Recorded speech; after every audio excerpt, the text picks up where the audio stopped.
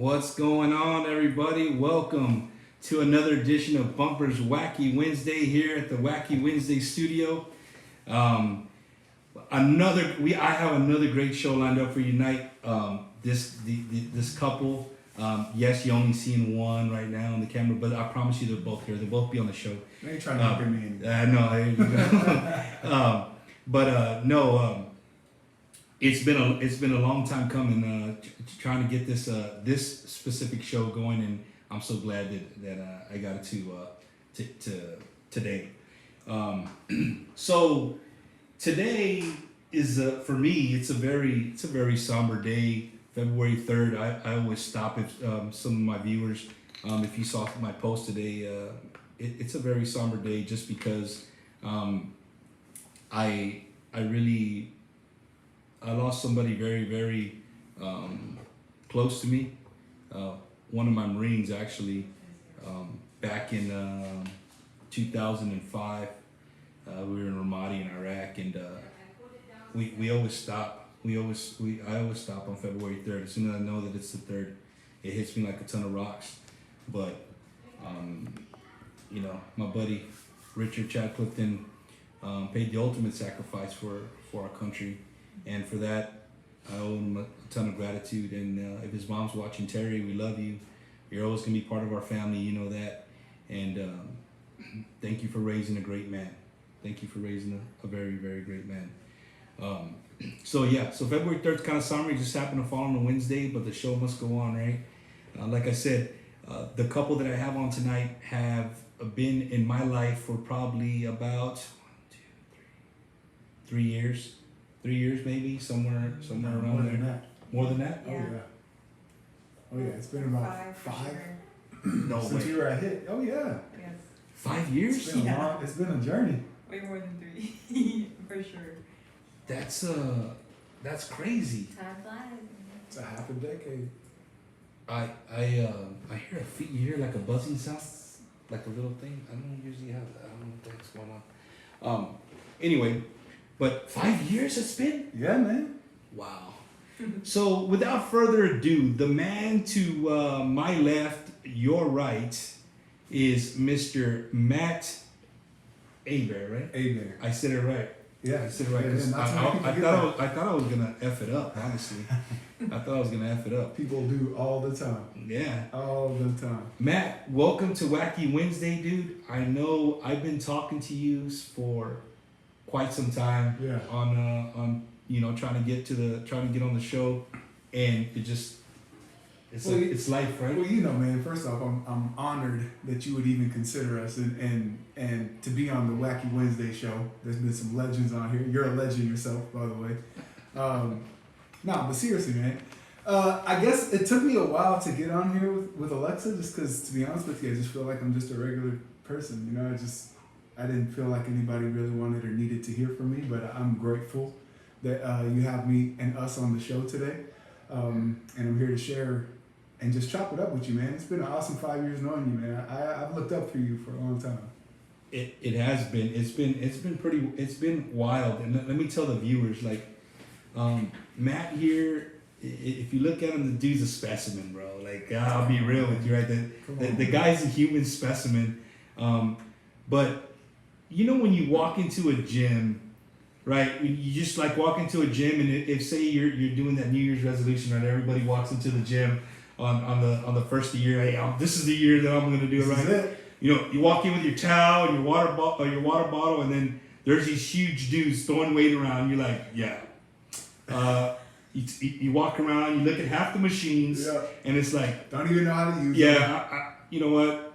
I did a lap here. I'm gone. I'm gonna go home, right? But the thing is with you was the fact that when I met you guys, I never got that feeling at all. Like that never came up. Like I was totally comfortable. I was totally comfortable with everything that was going on, right? At the fit camp, it was just like, okay. And then being a Marine, right? Yeah. I'm like, okay, what do these guys have? You know what I mean? I'm a Marine, right? Yeah.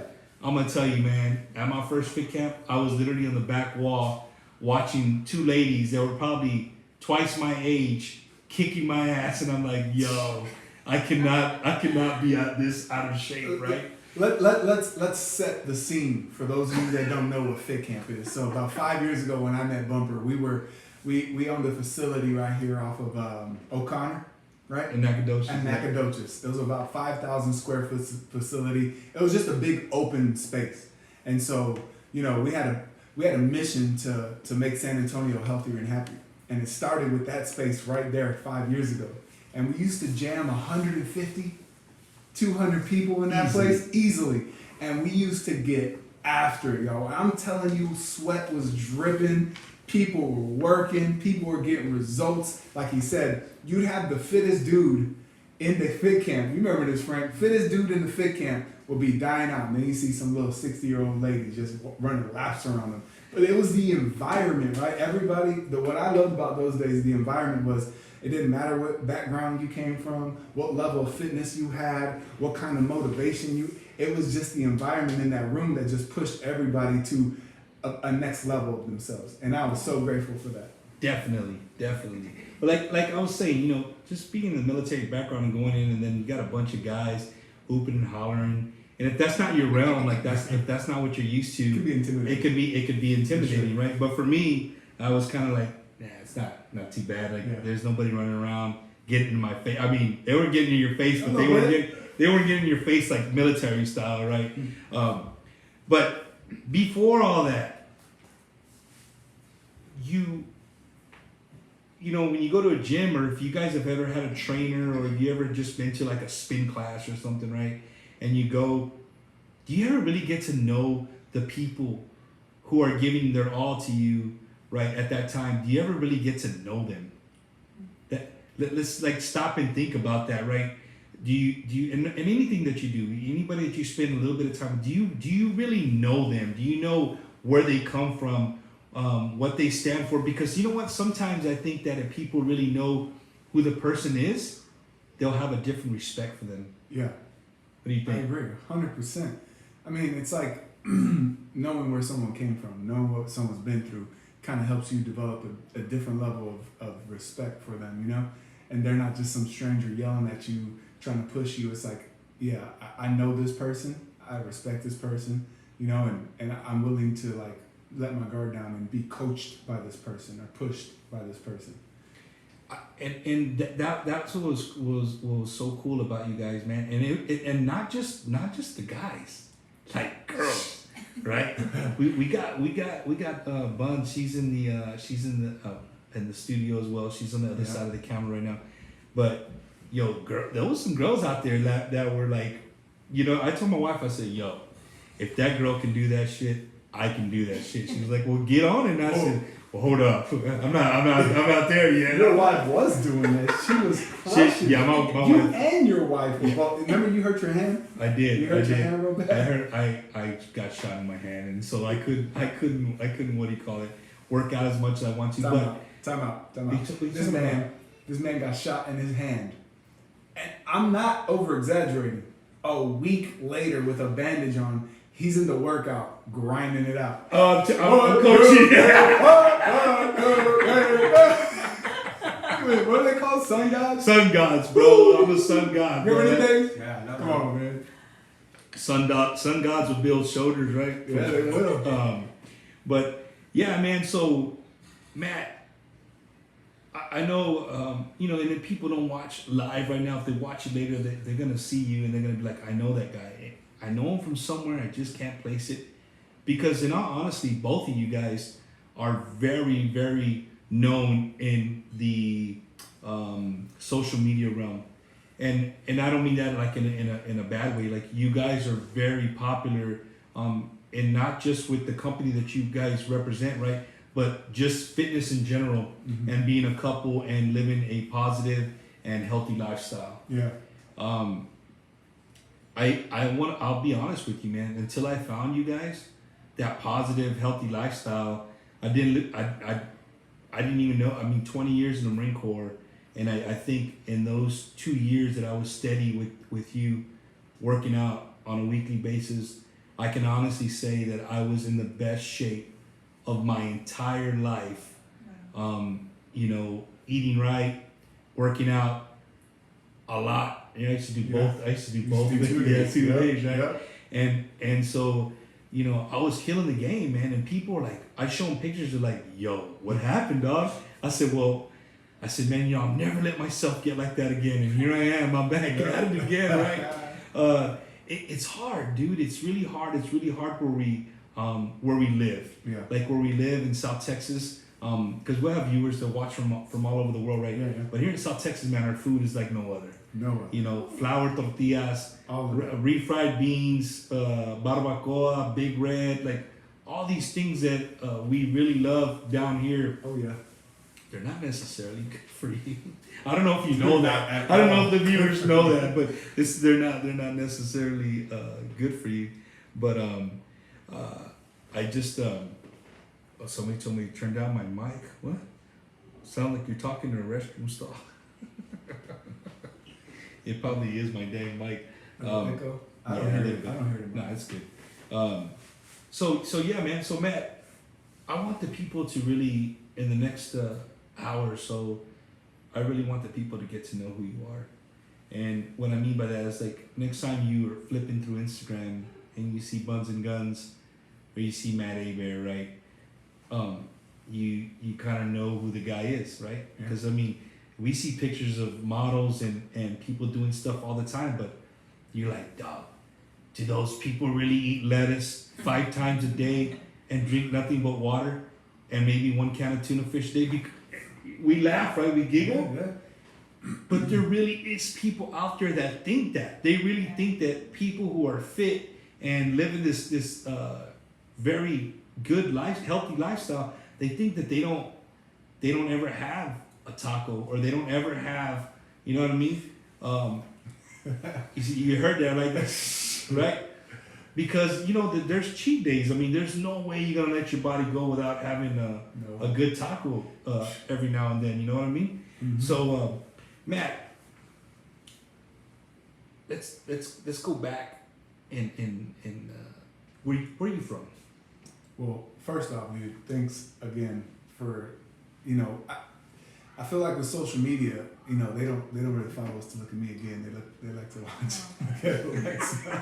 I didn't say it, he did. I'm just the extra. You know what I'm saying? No, but I mean, honestly, man, I feel like we're ourselves. And you know what? To be honest with you, we do enjoy a treat meal every once in a while. You know, we do work our asses off though.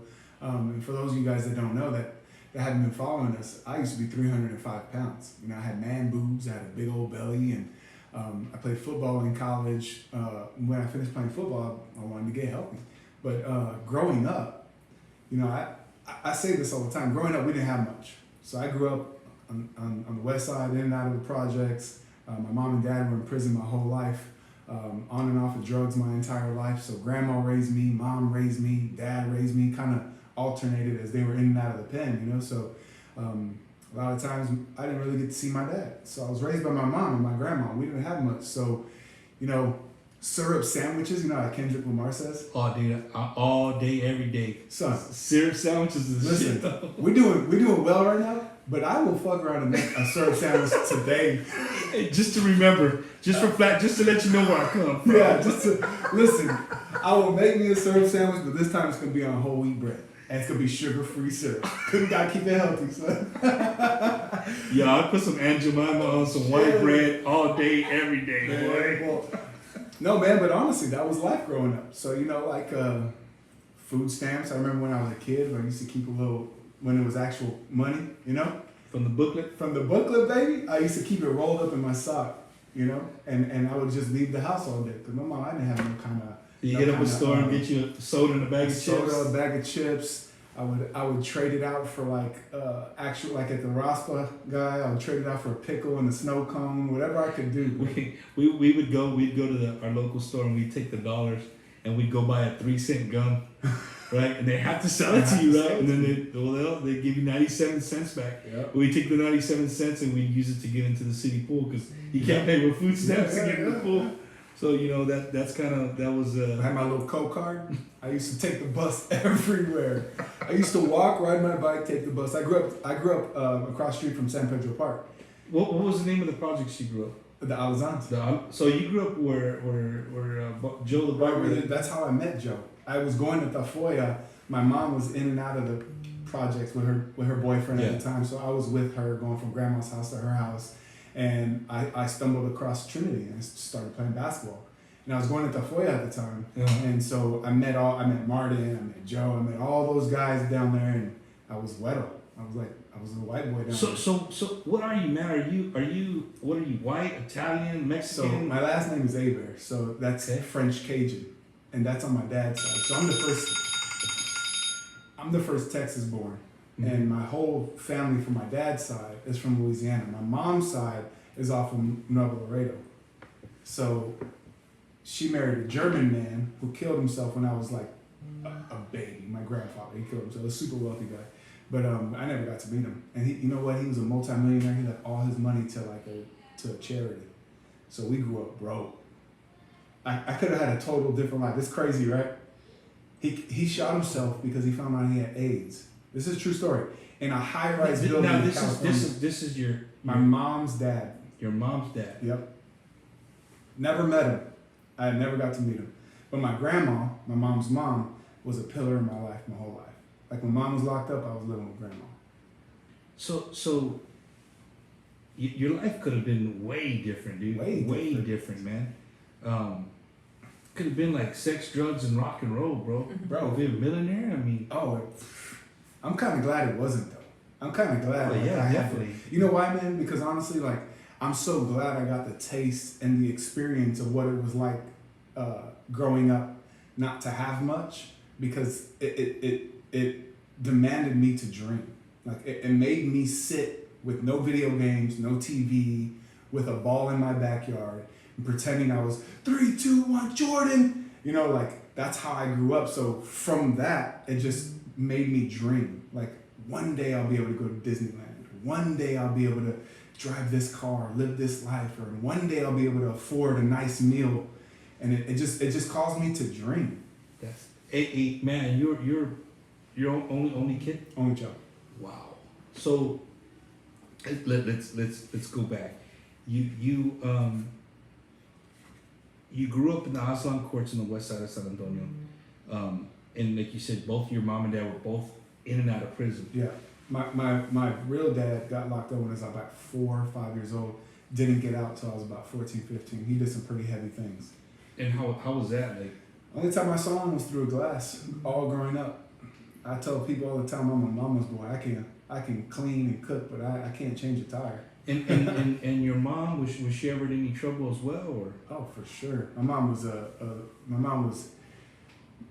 was addicted to some pretty hard drugs, and heroin was her drug of choice. So that kind of like controlled her life. Her thought throughout the entire day of my life was, where am I gonna get my next fix? When's my next fix? So with that being said, you know, my mom, I never went without love. I was always loved, but there were things that I missed, you know, and there were things that I witnessed as a kid. You know, if your mom's addicted to that type of drug, she's willing to do whatever she's got to do to provide. And that was around me at all times. I'm telling you right now, I would walk in on my mom, and in the 6th grade, I was at Tafoya. In the 6th grade, and I found her passed out with a needle in her arm. And I'd have to take the belt or the rubber band off her top of her arm, take the needle out, and hold her, because she'd be so loaded, and hold her until she came back. It was either that or she was shooting some Xanax or something, man, but it was always something. And that's where I got my hustle mentality, because I used to take her Xanax and sell them at school. Wow, bro. Yeah, bro. Dude, that's freaking nuts, man. Like, everybody has a story, and that's kind of really why I love this show, is like everybody has a story, right? Everybody has a different path.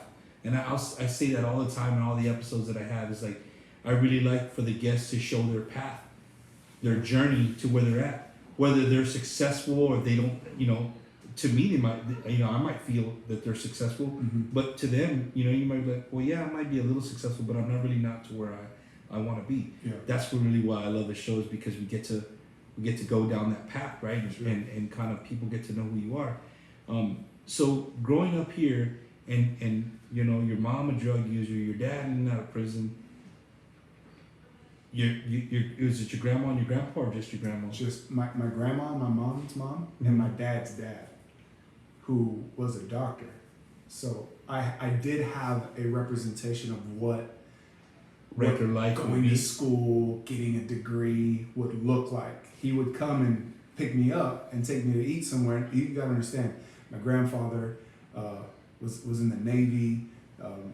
He has a wing named after him at Santa Rosa. Like, he was one of those doctors, those old school doctors that knew a lot about everything. Like, he could do dentistry, he could do just a regular. He was a jack of all trades. Jack of all trades, master of a none. legend of a doctor. So you gotta understand, he come to the neighborhood to pick up his grandson, and here I am with Jinkos on, my belt's down to my ankle, my bottom of my The baggy pants are like Jinkos, this. bro? Hell yeah! With the menace belt, with the red wings, I'm telling you. And he come pick my. Listen, Oh, for man. those of you watching, my wife and my sister-in-law, they make fun of me. They call me Just Bangs, because when I was growing up, I shaved my whole head and just left my little bangs right here, and I would style my bangs. You remember that? Yeah. Back in the day, yeah. So that was it. I thought you were gonna say the South Side fade, bro. No, I didn't have the south side there. It was close enough though. I had a little patch of hair right here that I used to try to like style. Did you color it? Don't lie. I did. I went to Tafoya. You gotta understand, you go to Tafoya and you see these guys running through state championships, they all got yellow heads. I'm like, I wanna be like them. Yeah. Did you wear a chain with a wallet for your Jinkos, or no? You didn't get that golf, like the chain to your wallet? See, Did you wear a chain wallet? If I could get my hands on it, all this stuff had to be like you know, Somebody mom gave it get a to lick, you, yeah, or somebody you passed snatched it around, up. mom Yeah, I get a got you. lick or something like Yeah. that, you know. So I had maybe like one pair that I would rock like every day. Wow. I think man, that upbringing, right, really set you up for success. It's like you said, like your life could have been totally different if you were you know, your grandfather would have left you millions. Yeah. Just imagine what your life would be. But if there's one thing that I take from my wife all the time, and I say this all the time, is like, money isn't everything. Facts. Right? Money is not everything. And just like the song, more money, more problems. That's the truth. That's facts. Like that's facts across the board, right? You know what though? I will say this, because I do want to say that money does provide choice. It gives you choices. So like, you can send your kids to regular school, private school, which I believe in. I mean, I'm a public school person. Or you can choose, because you have the money, to now send them to private school, or to get them some training for their sport. Or if you're flying and you want to stay in the nicer hotel room, you can stay in a nicer hotel room. Those things. Choices. That's where. But see, the thing about it is that the way I grew up, I'm so glad I grew up like that, because it gave me a taster for what I never want to go back to. So it developed this burning desire to have a better life inside myself. So as like you, since I was 12, 13 years old, dude, I was selling newspapers in the median on Fresno and I-10. I used to sit there every Sunday, 12 years old. They used to pick us up at 4 o'clock in the morning, selling $1.50 newspapers. And I used to make $150. 12, 13 years old. Guess where I'll tell them the first place to take me? The flea market off of Fredericksburg. Remember that one? Well, you gotta remember, I'm not from San Antonio, so okay. this is all new. This is new to me, but Yes. I know where the flea market is. Okay, yes. So I used to go straight to the flea market, buy Jordan cards, like little Fleer cards back in the day. That was your thing. That was my thing. And Pogs. What That's y'all know about Pogs? Anybody remember some Pogs? oh no, I had the this slangers. guy wore Jinkos and now he's playing Pog, bro. I don't know, Hey, man. I don't know. I'm I judging think book by its we cover. need to rewind, bro. I I'm think judging people book by its cover. you're gonna be yelling at some guys like, man, how can you yell at me? You play Pogs, bro. Hell yeah, I played Pogs. I was the champion 1991. Shoot. So you know, with humble beginnings, man, really created your path. What when you were in high school, you know, with not, you know, you had your grandfather was a doctor and was around, right? Your grandma was the one predominantly taking care of you. Yeah. You mentioned you played college football, right? Yeah. Well, you can't just walk onto a college team and say I play football. You know, you have to start somewhere. Did you play at a younger years before high school? Did you play football besides middle school? Yeah, man. Like Pop Warner or Oh anything yeah. like that? So growing up, because my mom was in the type of lifestyle she was in, and my dad was locked up, I didn't have any parental figure to give me guidelines, to teach me things. So I was a big kid, you know. So coaches saw me, and that coaches saved and changed my life. So Throughout my life. you were that kid where like the coach sees him and like, hey mijo, come here. Yes. Hey, I'll play, but I can't pay the $250 for the Yes. registration fee. Don't worry about that, mijo. We'll take care of that. Yes, and the But coaches you were used that to kid. I swear to you, dude, the coaches would pick me up from home to seriously get me away from my environment. Because they got to see. My mom would show up to our basketball games. I'm playing CYO basketball for St. Anne's or St. John Birchman, right? These schools that would have little teams connected to them. But one thing that my mom did right though is she kept me in sports. So these coaches would keep me away from home as much as they could, so I'd be able to be around, you know, male figures. So Some kind of normalcy in a sense. some kind of normalcy, man. Yeah. And so when you went to high school, what high school did you go to? Yeah, so coaches changed my life. So when I got into middle school, I was at the FOIA, and I got expelled for like tagging and fighting, right? So from at the FOIA, I know I used to write on everybody's wall. And the funny story is, my mom. What was your tag name? That's all I want to know. know. I want to go in through San Antonio and see if I see an old Matt Yeah, you tag. might see some Geyser. pieces of what we used to call some bombs. I threw some bombs back in the day, baby. No, man, but you know what my mom used to do? We used to get in her little Ford Escort. It's a true story. We used to stay up till like midnight, 1 o'clock. And this was what my mom was one of those people that was down. She was down, right? So she would put us in the car, and we would, me and 2 or 3 of my friends would get in the back seat, and she would pull up next to a wall on a busy street. We'd hop out the car and Your hit it mom, up. your My mom mom. was a getaway driver? Yes, I'm not kidding, man. My mom was the Wow. first person that taught me how to roll a joint. She gave me my first condom. My mom was. I mean, she spent 6 years of her life in prison one time, so she just didn't have no filter. There was one time I was running the neighborhood. I was 12 years old. I was maybe, I don't know what grade you're in, 6th or 7th grade. Yeah, 12 6th years old. grade, 12. And I was running the streets, man. I tagged on something, and the person that I tagged on, like I crossed them out, and that was like something you don't do back in the day. You crossed me out. So anyway, he comes up to me, this God honest truth, and we're on my block. We sit on the stoop, you know, like we sit on the stoop in the neighborhood, and this dude comes up to me and puts a gun in my face, and tells me, "You crossed me out, fool," whatever. And my mom comes running and fucking puts the gun on her head and says, "You think you're tough? You think you're tough? Pull the fucking trigger. I've been to prison with tougher bees than you." Okay, I don't call females the B word, but she said, "I've been to prison with tougher bees than you. Yeah. Pull the trigger. You think you're tough." That was my mom. Yo, Punked him, Yo. straight punked him that day. My mom was cool growing up, but she wasn't gonna do no shit like that. That's for sure. I mean, back in the day, you think your mom's cool, but now I think about it, yeah, that's some fucked up parenting. That's man. crazy, That's bro. the way I came, shit. That's freaking nuts. So Matt, you end up in high school. Where? Okay, yeah. So I got into high school, and I was playing football, basketball. Actually, I take that back, man. I played for the Junior Vokes football, and I didn't play football again for a long time because I thought I was going to be a basketball player. So I got into high school, and I'm in the basketball athletic period. And the football coach, my sophomore year, comes into my freshman year, comes into the basketball program and says, "What's your big ass doing in here? You need to come put some football pads on." Boy, I was so scared. I'm not gonna lie, I was looked like Tarzan. But you like played Bang. football before though. Little bit. A little bit. I was just athletic, you know, and I wasn't very aggressive. But let me tell you something, dude. The day I put pads on in high school, we did the Oklahoma drill. And I get in a stance, and for those of you that are watching and know anything about football, about a rookie football stance, he looked all kind of like jacked up. I was that kid.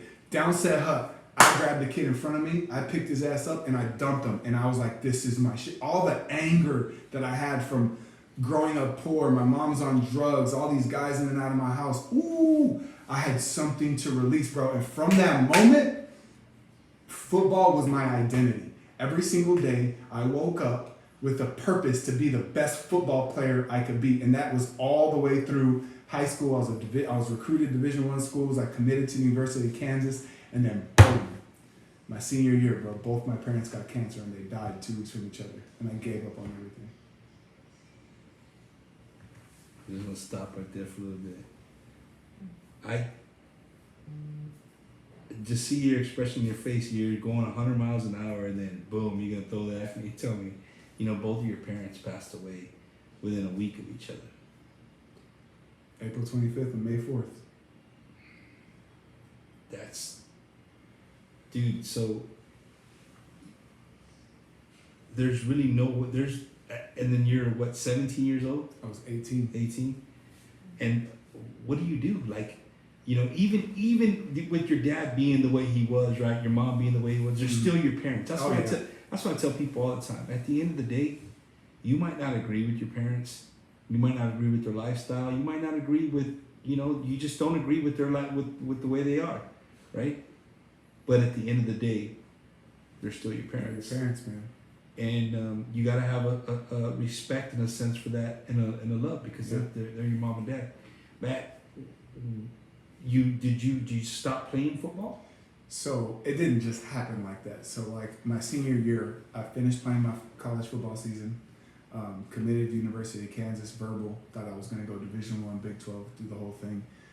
Kid from my background doesn't get that opportunity, And so when I had that opportunity, I kind of let it fall through my fingers, because once my dad got admitted, first off, he wasn't allowed in Bexar County, but they allowed him to be in Bexar County so that he could be closer to his son to go through hospice, chemo, and radiation.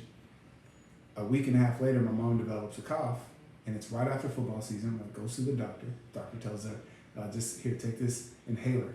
Anyway, ends up being lung cancer, like stage 4. So boom, both my parents are in hospice rooms right next to each other. And this is like right in the middle after basketball season, right going into track season. And from that moment, I was in one hospice room and the next hospice room.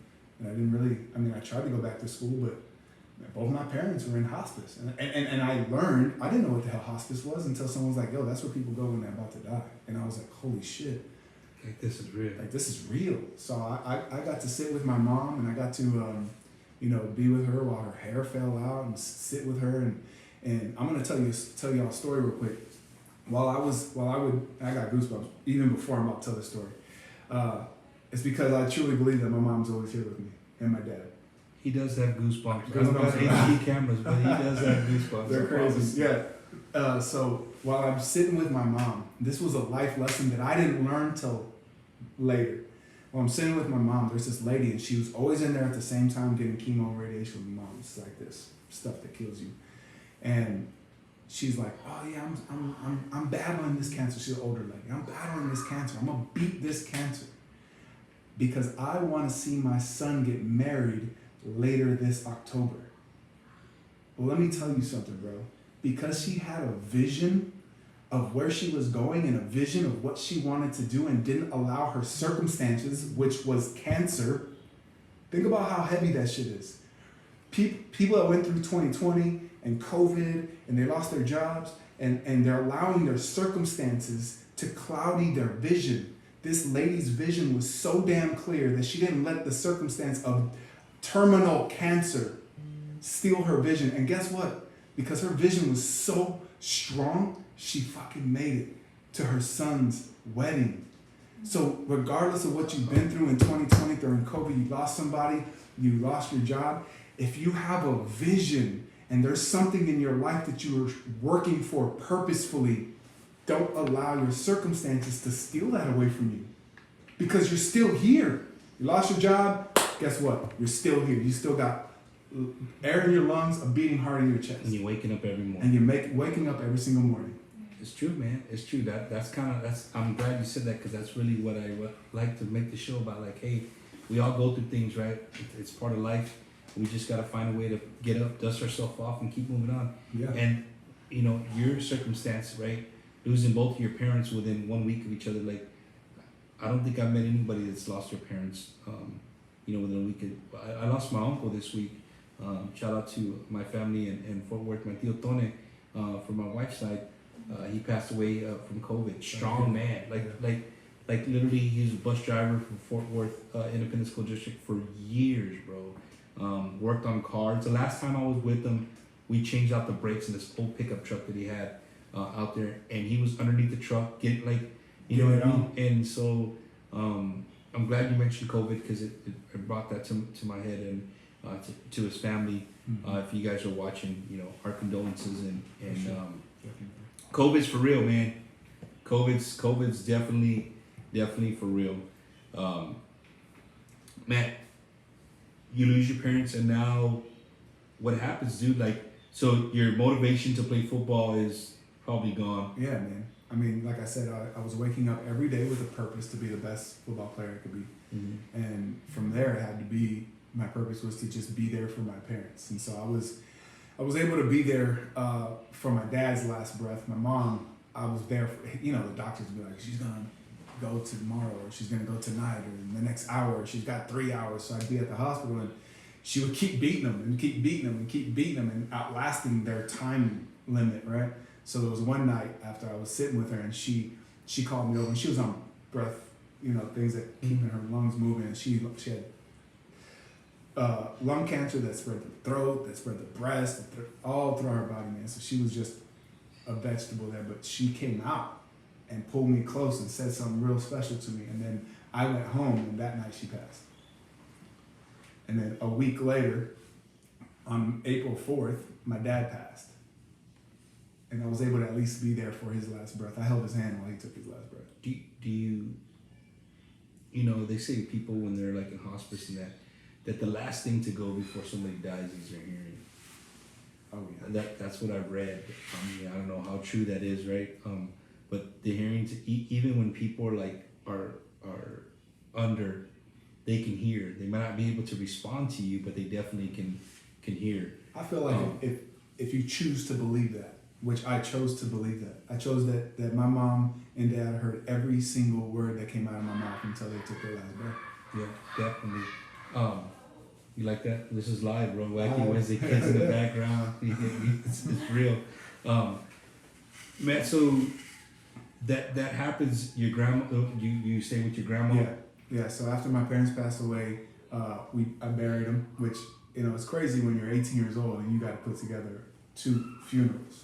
With a little bit of help from my grandmother. She from Nuevo Laredo. She don't got much, don't know much. So, to be 18 years old and have to put together the flower arrangements and go pick out caskets and figure out how we gonna pay for this stuff and then put together my pallbearers, which are my childhood friends. That's a lot, dude. It was a lot, bro. And I'll never forget, bro. I stood at both of their funerals and didn't let one tear hit the ground. I was too prideful. I felt like I had to be strong.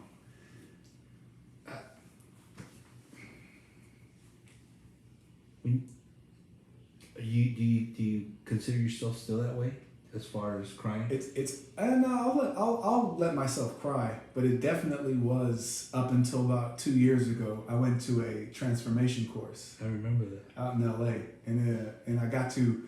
There was an exercise I did in the room, and I was able to release a lot of anger, pain, resentment that I had for my parents, and I swear ever since that day, bro, I've been attracting. Well, because I if you have a cup and my cup is full with pain, anger, resentment towards my family, my parents, then there's no room for appreciation, love, gratitude, right? So that day I literally just poured it all out. And I mean, when I'm telling you I poured it out, bro, I cried every ounce of tears that I had been holding on to the past 13 years of mourning them. And that night I floated out of the room. I know it sounds foo-foo, but it's like I released so much of what was holding me down, bro. I literally floated out of the room, and ever since then, my relationship with my wife is stronger, my in-laws, my friends, my business partners, because now I have room in my cup for positive stuff, for love, abundance, gratitude, joy, happiness. I always say people carry around rocks like stones, right? It's kind of the same thing. You carry stones, and something happens in your life and it becomes a stone. Yep. Right? And you pick the stone up like, hey, I'm not going to worry about it today, but I'm going to put it in my pocket. Yeah. And then, you walk around years and years, man. You walk around and you have all these stones holding you down, yeah. You know what I'm saying? Sure. Or the one I love is, you build walls, right, between people, and you build these brick walls. Well, how can anybody hug you through a wall, right? Because you built up this wall. Matt, I kind of seen you when you were doing that. I remember you were posting about that it was in LA, right? Yeah. and you could see a difference, dude. People don't really. Some people, they don't believe in that. Like, oh, bro, they're gonna tell you. No, it's real. Like you'd be surprised what the human brain does to yourself, and what being positive. Cause I'm real on my show, bro. I'm not the most positive person. Right. You know, my wife would be the first one to tell you, like, you know, I don't wake up on the right side of the bed every day. Like that's not me. It's never been me. I mean, I had my kids here on live. I let them, like, hey, you know, you grew up with an asshole dad. Now's your chance to tell me how you really feel. And they did. Yeah. And it made me think back, like, you know, okay, cool, but you're turning out okay, so it was worth being there. So, but Matt, you didn't have that, you know, going back and forth. So you lose your parents, and then, you know, everything that you love, the football game or football, you're ready to just drop it. Oh, bro. So that story is crazy because after I buried both my parents, I went back to school just so that I could graduate. I got my diploma. And obviously I lost all my scholarships because I just didn't take my SAT, my ACT. I didn't do anything that you have to do in order to get accepted. Yeah. And so everybody dropped me. And I kid you not, when I lost my parents, I lost all my faith in God. And I started cursing the man. I said, why would you take the only two people I have? Like, I was effing him. Like, F you. Like, why? And so I just locked myself in my room at my grandma's house, dude, and I didn't really see the daylight. I was going through depression. I was having suicidal thoughts. I don't think I would ever, but, you know, I was like, why should I live? My parents are here type of thoughts, you know? And one day, my buddy Albert Gomez, who went down the wrong path, eventually died in prison, but he was my pallbearer. He was my childhood friend. He pretty much knocked my door down and said, yo, like, I can't see you like this. I know if your mom was here, she wouldn't want to see you like this. And if your mom was here, check this out. If your mom was here, what would she want you to be doing? And I said, man, she probably want me to be playing football. The very next day, a junior college coach calls me. Hey, Matt, heard about everything that's going on in your life. I'm so sorry. And if you still want to play football, we got a spot and a full scholarship for you. So I packed my bags. My dad. So, man, I don't got an ACT, SAT? Yes. It was junior college. You ain't got to do that. You just got to go. You just got to have a diploma. Wow. Yeah, buddy. So my dad willed me he was a landscaper. He willed me his truck. So I packed up everything that I had into his truck, and he still had the silver toolbox on the back. He didn't even have a key for it, so he had a bunch of probably expensive shit in there. I had no idea. But packed up my bag, kissed my grandma, and told her I'll be back. But I'm gonna go chase this dream. And where was the school? Cisco Junior College, in the middle of nowhere. But I'm so glad it was, because it's what I needed. All there was school, weight room, and football. And Dairy Queen? Dude, there was one stoplight in the town, and there was a Sonic. A Sonic and a Subway and one convenience store. That's it. It was a town of, like, you know, there's. So it was like the show on Netflix. What was it called? Did you ever watch the show on Netflix? Which one? The junior college guys. Yes. That's how we live. Yes, the same deal. yes. Just like that. Wow. That's how we live. It was Harvard on the Hill, bro. It was like this junior college rundown. Like, our pads were old, but it was an opportunity. And from there, you get looked at to go to a university. So I got there. I was a hothead. I was all kinds of effed up in my head, man. Like, people would say yo mama jokes to me, and I wouldn't even, like, not even a warning. Like, I'm throwing hands. I was just off of it. But people don't know. They did it. They did it. So I was it's not fair to them. I know, right? It really wasn't. And I'll never forget, dude. I was on the football field this one day, and this one guy knew. Okay, he knew, and so we're like doing drills, and I whoop his ass in the drill, and I'm like, bit, you know, I call him, like, you know how when you dominate somebody, like, take that. And when I called him the B word, he said, yo mama, and he knew. So I took my helmet off, and I just swung it at the side of his head, which he had a helmet on, and it knocked him out. And I almost got kicked off the team. I had to sit a game. I was, you know, you gotta understand, bro. I was. Yeah. I mean, mentally, you were focused, and that really bothered you. Yeah, man. I mean, you just told me you had all that shit locked up inside of you. I mean, I can just imagine how much anger you're carrying. Football coaches probably love that shit, though. They did. They did. You know? So man, you go to junior college. Yeah, you know, does D1 just come out of the court like, hey, I'm not gonna? Dude, it was so cool to be. It was cool to be in a junior college. You get to be re-recruited all over again. So I was after my freshman year, I was a preseason All-American coming into my sophomore year. You only get 2 playing years in junior college. So coming into my sophomore year as an All-American coming in preseason, and I had a bunch of D1 schools after me. But in order to go D1, you have to get your associate's degree, which this is for those of you that are average, that aren't the smartest, that may not be the best looking. Well, let me tell you something.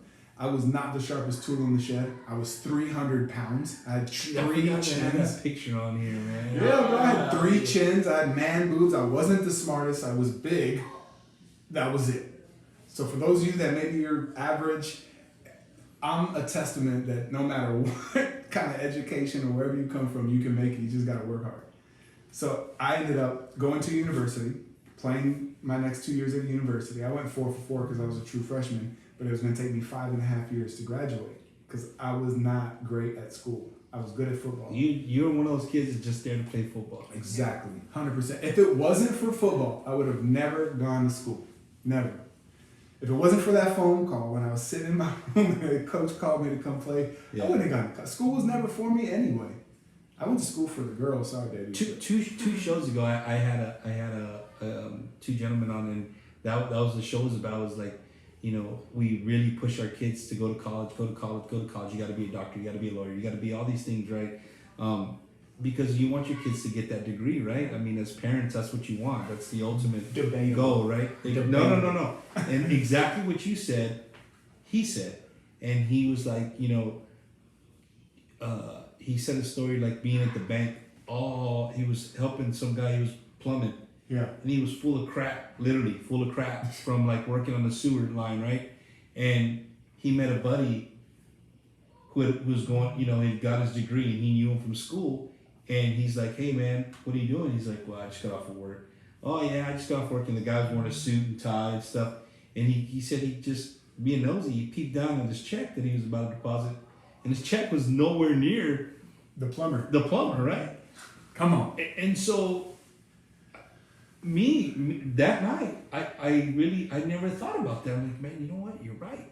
There's so many trades out there that where you can make a great living. It doesn't have to be school. Yeah. And I mean, college in a sense. Because some people, you're right, man, they just, like, school is not for them. That what do you call it? It's not for them. It's not for me. So man, you finish school. You come back to San Antonio when you're done.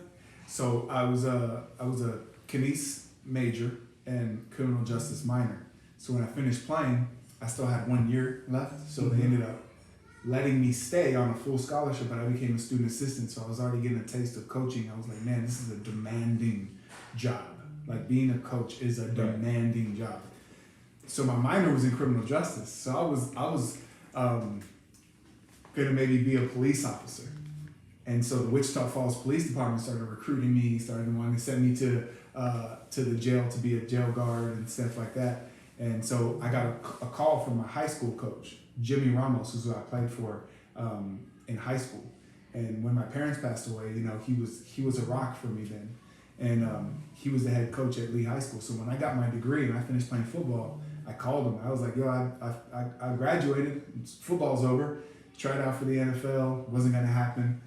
He said, come to San Antonio and I'll get you a job. So I literally packed up my bags from Wichita Falls, moved back to San Antonio, and immediately started working at Lee High School.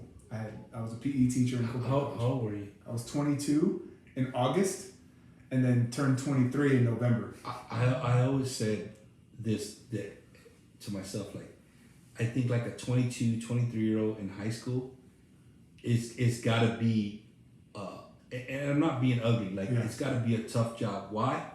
Because, you know, you're a lot younger than what you would consider coach. You know, my coaches were mullets. Yeah.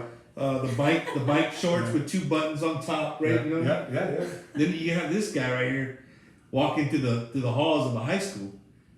Dude, before I even got hired for the job, I was maybe I had already started my weight loss journey. So, you know, I was probably about 270 at the time. I was slimming down.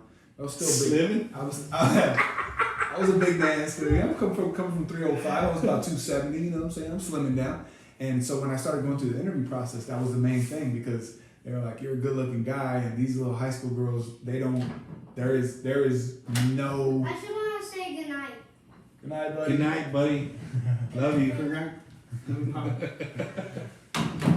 So yeah, man, they almost didn't hire me because of my age. Actually, because call of me Hawk. and because of like whatever, So when I go through that process, they told me, like, if you ever see a news van on campus, that means a teacher did something wrong. So I was terrified when I got my job. Be that guy. No, I was so scared, bro. When I got my job, I got to being a pillar in the school, and the kids started to love me because I was young, I was relevant, speaking the way they do, listening to the same music they do, and also young and super excited about my job. I loved coaching football. I just hated teaching. I could not stand being in the classroom. Teacher? Even that, bro. Okay, let me get something straight. And this was probably you, because there's athletes and then there's PE kids. I wasn't a PE kid for sure. I was never a PE kid. PE kids don't want to work out. They don't want to play ball. They don't want to even dress out. It was hard. It wasn't just like, all right, kids, let's all exercise together. They're like, man, fuck you. And they would just walk out. Because you're in the gym. They would just leave. It was crazy, man. So today, we're going to learn how to play dodgeball. Woo! Dodgeball has been around since 19. We would play kickball. And I was the pitcher all the time. And if it was one of the kids that got on my nerves, I'm aiming for the head. Wow. Imagine that. Yeah, buddy. Like, you think they do that now? Hell in the world we live in. Yes. Yeah.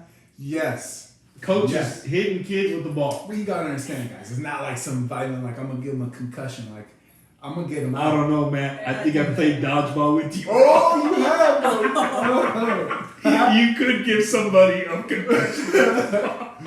Man, but it was so cool, bro. So I was walking on eggshells working there, but it was cool because like my picture was in the trophy hall for like all my accolades, and it was cool because everything that I had gone through, prior. So you went back to your high school. I went back to my high school. I got hired at my alma mater, so like all the teachers and the principals and the coaches that had known and gone through. You just left 4 years ago. I just left. Well, it was 5.5. Yeah, 5.5 years. But when I got back there, it was like it was a great welcoming because a lot of the teachers knew like I was the big man on campus my senior year, and so when I was going through what I was going through, it affected people that cared for me, which was a lot of people, which I'm grateful for. I had a lot of support, a lot of people that loved me. I lost my parents, and you would have.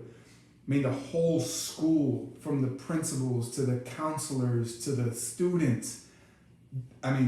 She canceled school. The principal canceled school or gave an excused absence for anybody and everybody that wanted to go to my mom's funeral. Did you have a lot of kids show up? Yes, at San Fernando, right by Kennedy High School. Man, that's crazy. Yeah, man. That's crazy. So Matt, being a high school teacher, man, I've known some high school teachers in my days.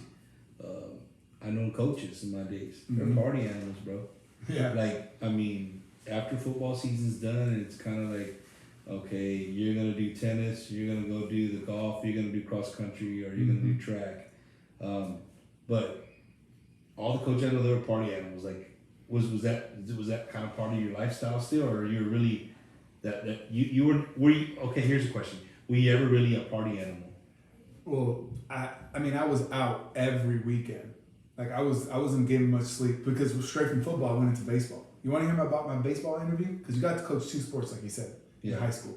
So my spring sport was football. My fall sport was baseball, and you have to coach 2. And I was like hoping to go to track or basketball or wrestling, but he calls me in the office and he's like, "Hey, Hebert, what do you know about baseball?" Like, "I know you hit the ball running first." He said, "Awesome, you got the job. You're the JV head coach." Yeah. Excuse me? I said, and then guess what he tells me? He said, "You need to start hitting fungo." I said, "What the hell is fungo?" So I go on YouTube. All right, this is funny. I go on YouTube and I search fungo. And it's a guy, he's got a small bat and he's hitting balls to kids. Just tossing the ball up and hitting them to kids. Yeah. I'm like, man, that's easy. I'm going to practice that. Well, football season ends. We get out to the baseball field. He puts me on home plate and he's like, all right, go 6. And I got a little fungo bat in my hand. I'm like, 1, 2, 3. I'm like, coach, where's 6? I'm like, where's 6? He's like, God damn it, Hebert. What the hell, man? So he's like, all right, so hit the ball to shortstop. I'm like, all right, I know what the shortstop is. So I toss the ball up, whiff. All the kids start laughing at me. But you stayed a baseball coach? I stayed a baseball coach for the 5 years I was at Lee High School.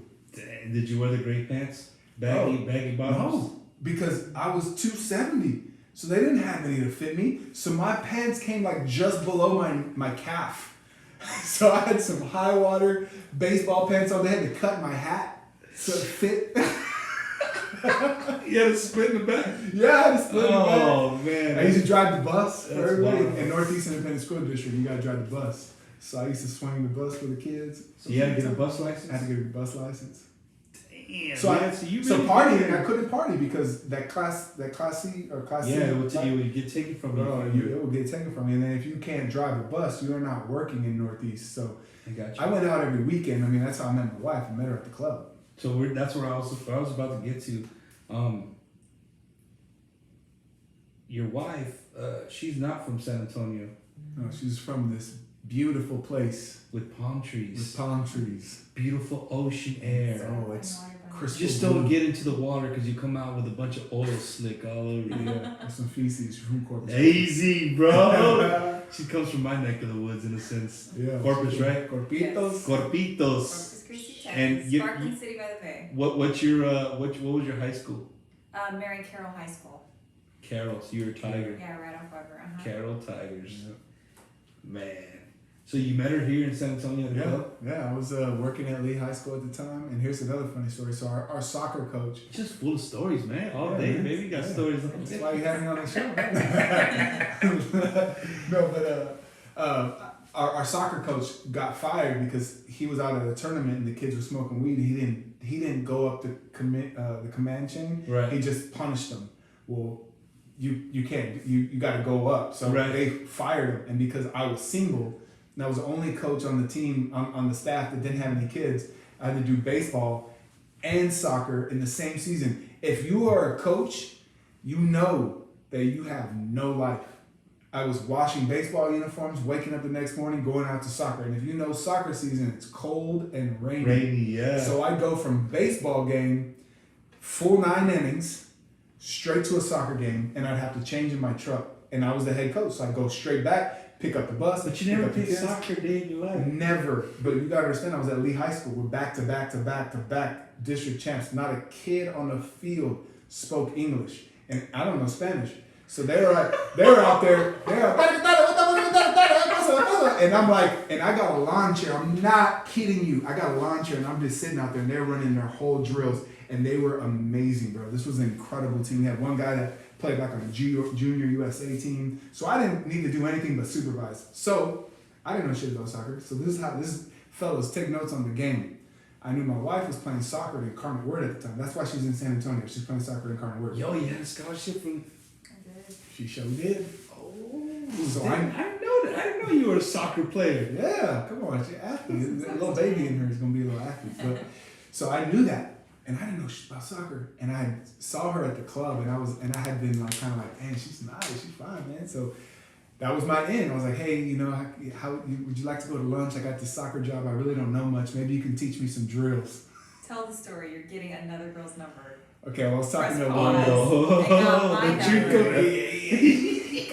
Press pause got my number then. Hey, who's on the mic right now? You tell your story later. Right? No, but I was talking to a girl, but she was like, you know, your second stringer. When I saw the potential first round draft pick walking by, I was like, excuse me, ma'am. And I started macking to Alexa, and we went on that date, and I brought a book, and I didn't write one thing down. I didn't write one drill, nothing. Then we just hit it off from there, man. 4 months later, she moved in. She started with a toothbrush, and then it was a top drawer, and then she had a whole. That's how it starts, bro. I know, man. Tell Then me. they take over And everything. they took over everything. She took over everything, man. Man, that's like you getting to, you know, that's your beginnings, right? Your humble beginnings. Mm-hmm. You meet your wife now. where did you, when you met her, were you already on your health kick? Yeah, oh yeah. I was, as soon as I finished playing football in college and I started working at Lee, that's when I really started like, man, if I'm not going to play professional football, why be 300 pounds? Like, this is uncomfortable, you know? And I was single at the time, so, you know, meeting girls was a little bit harder, and, you know, I was a little self-conscious about my body and stuff. So I started my fitness journey way before I met her, but you know, to be honest with you, I'm still on my fitness journey. It's a lifestyle to me. The jingles didn't help. You probably still wearing jingle pants. I was filling them things out, baby. Buzz, was he wearing jingle pants when he met you? No. No. I'm sorry, but I said it. No So jingle. you know you meet your lady and you said you're already on your fitness regime. Mm-hmm. That's got to be kind of hard, bro. Like, you know, being in school, going 100 miles an hour, and I think a lot of people, and I'll speak for me in general, like when your lifestyle is like 100 miles an hour, people think like it's impossible to do a diet. It's impossible to eat healthy. Why? Because there's Golden Arches, there's the Flying W, there's Taco Bells on every corner of, you know, taco trucks. There's, you name it, right? And I'm speaking specifically here in San Antonio. Yeah. And it's easier, right? It's just like, okay, like you just said, I had to go from a baseball game to a soccer game. Yeah. Like, where do you have time to eat, right? It's easier just to go by the drive-through. Hey, give me a bag nasty. Yeah. Let me scarf down this burger and this cold drink. Yeah. It was hard, man. It was hard working in the office. There was 12 of us in the coach's office, and you know, Saturday and Sunday we'd be at the office if there wasn't a game planning, and so the boosters would bring food. Man, let me tell you, every time it was just like lasagna. It's easy stuff to make for like 11 men. For a lot of people. Yeah, or fried chicken from Bill Miller's, or Chick-fil-A sandwiches because Northeast has a deal with them. So everything was fried, everything was heavy. We would go scout, like let's say we were playing Reagan. We would go to the Reagan-O'Connor game. Before and after the game, we're going to have some beers, we're going to go drink, we're going to go eat. And you know, it's just, that was just the lifestyle. And here I would come in the coach's office and crack open a meal prep, and then they all give me shit. They make fun of you. They make fun of me. Yeah, heck yeah. But you know, I didn't care. You know what I mean? I didn't really care about what their opinion was. Yo, man, that's nuts. Matt, you, man, I'm so mad that I didn't get the picture right. The picture of Matt that he uses for his thing. I don't think it'll let me add it now that we're actually in the show. But you know what? I could probably put it on the camera, bro. There you go. Like, do it. There you go. Do that, Matt. There you go. There he is. In Look at that fat color. Boy. Wow, bro. 300 pounds. 300. You were 300 pounds right there. I was about 295. 290. So you could finish a large pizza by yourself easily. Man, when we were this big, dude. So I was an offensive lineman. So we would go to a Chinese buffet and sit there for hours. Oh my gosh. We didn't have any money in college, so we would go to the Chinese buffet and sit there for hours. Me and here's the cool thing. I'm 6'4", 305. I go with another guy, he's a Samoan cat, 6'6", 370. He wears a size 18 shoe.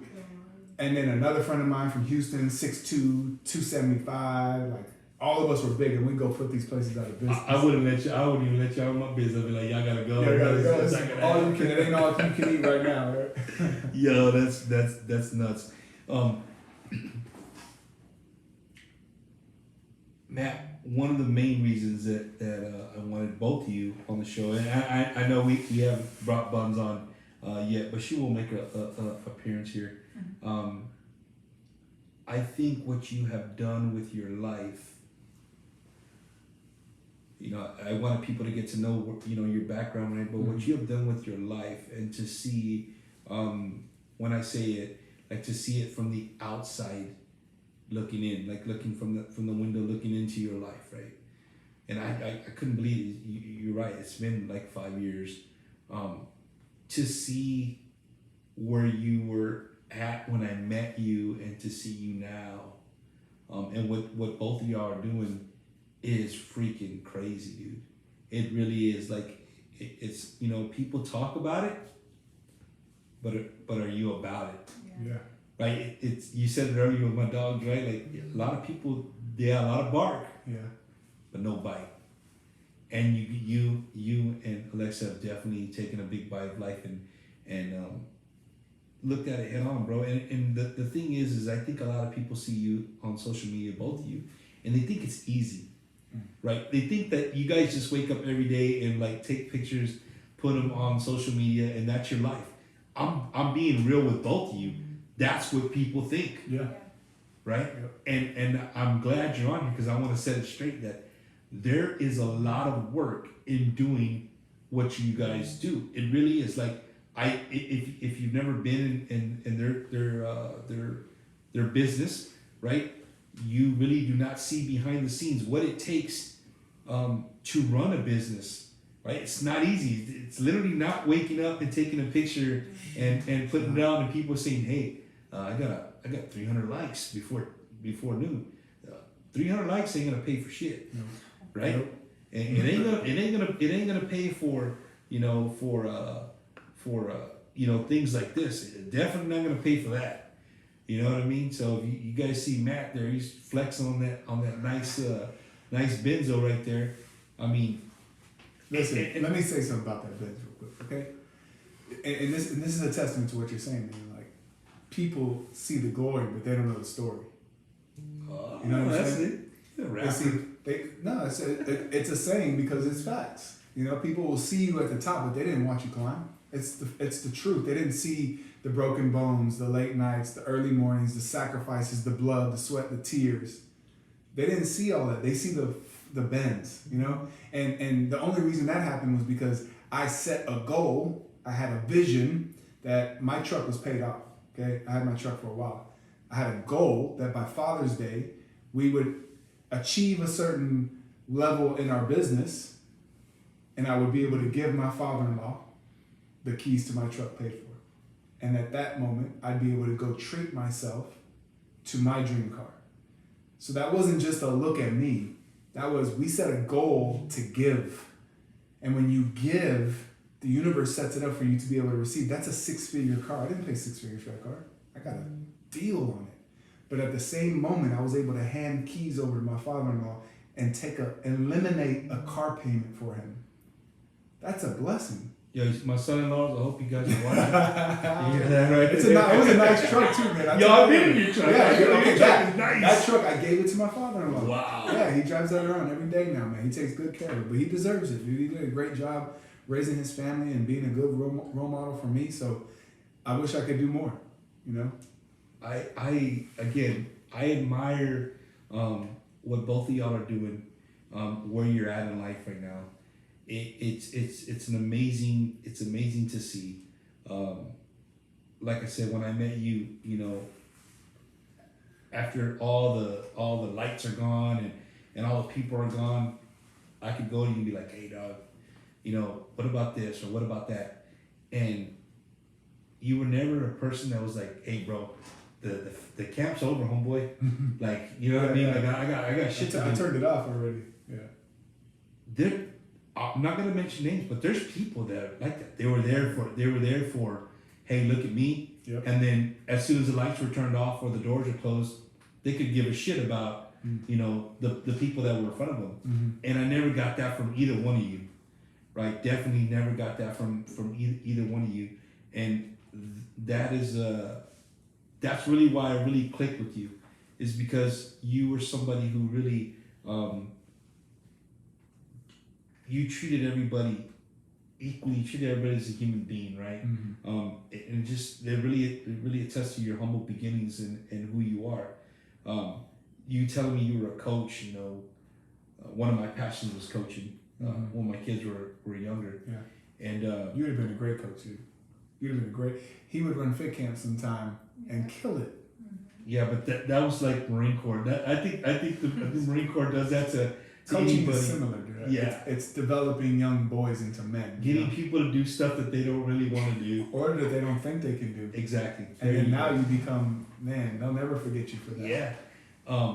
And so I in your business, the hard work that it takes, like if you're not in it, You don't see it. It's like you just like you guys say, like you don't see the tears, the late nights of staying up trying to get all these things done before a certain time to make this level, to make this thing. And now I see you guys, and it's like it's real. Like you know, when somebody paints a picture to you, you're like, you can do this and you can do that. Yeah. And then you're like, who's telling me this? Hey, bro, have you done that? Have you been there? No, bro. I'm here to tell you, you can do that. Well, if you can, why the hell haven't you done it? I'm being real. I'm being real with the guests, right? Yes. But the two people that I have in here, in the studio tonight, they're an attestament. Like they've been there, they've done it. So you can't say, oh, that's bullshit. That they don't do that. They can't do that, right? No, it's real. Like you guys have really busted your ass to get where you're at, and you have multiple businesses. Yeah. You know, multiple businesses. One of my favorite sayings, and if any of our team is on, they'll tell you, they've already said it, but one of my favorite sayings is don't talk about it, be about it. You know, don't tell me, show me. Lip service is free.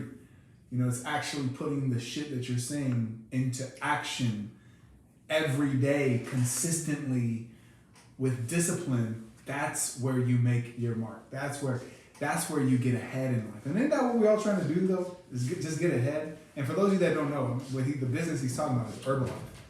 And so 6 years ago, when we started this thing, people counted us out. People told us we couldn't do it. People told us what we wanted to create, it would never be created. And now we have one of the biggest organizations in Texas, you know? And it just came from never giving up. Like, this is how I like to say it, man. And this is available for anybody, because everybody's a decision or a choice away from changing their life. But you ever met a wealthy family? I have. Yeah, you've met a wealthy family, right?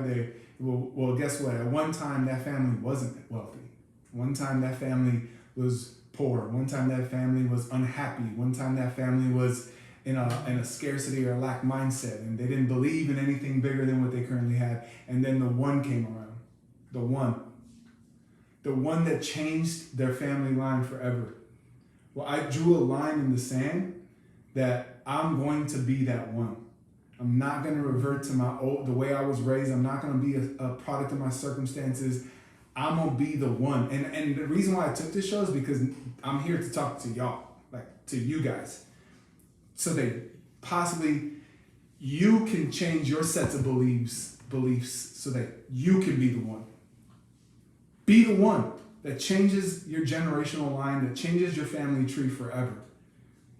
And so that when people meet that wealthy family, they can, you know, trace it back to you being the one. Man, I have never had somebody put it that way. Be the one. Are you up to getting on camera for a little bit? Yeah. Yeah. You bring that. You're gonna be on a stool because we know you're very tall, and we want to show everybody how tall you are. Do you want to put a little bit? No. Sure. You don't have to have the headphones on, but it just lets you really hear how the people are listening to you. So I don't have to. No, you're good right there. So, ladies and gentlemen, now in the camera is the famous Bunz of BunzNGunz, right? I always love the. What am I doing? I've always loved the things that you guys used to use. Oh, the emojis, yes. The what's wrong? Move that chair. Oh no, it's cool. We can. You're amazing. She's looking out for me. Lexa, so you were born in Corpus Christi, right? You were raised there, and so soccer brought you here to San Antonio, right? Yes, I'll never forget driving through Incarnate Word campus, and I was like, "This is where I want to go." And little did I know how much the tuition was going to be. I just knew I wanted to go there, and now I'm like, "Oh my god!" So your parents made it happen. They did, yeah. That's crazy. I grew up with two incredible parents. My dad, extremely hardworking, and You know, I'm always inspired by my husband's story because it was the opposite for me. You know, my dad really made it to, I mean, he worked his butt off to just anything we wanted, we got.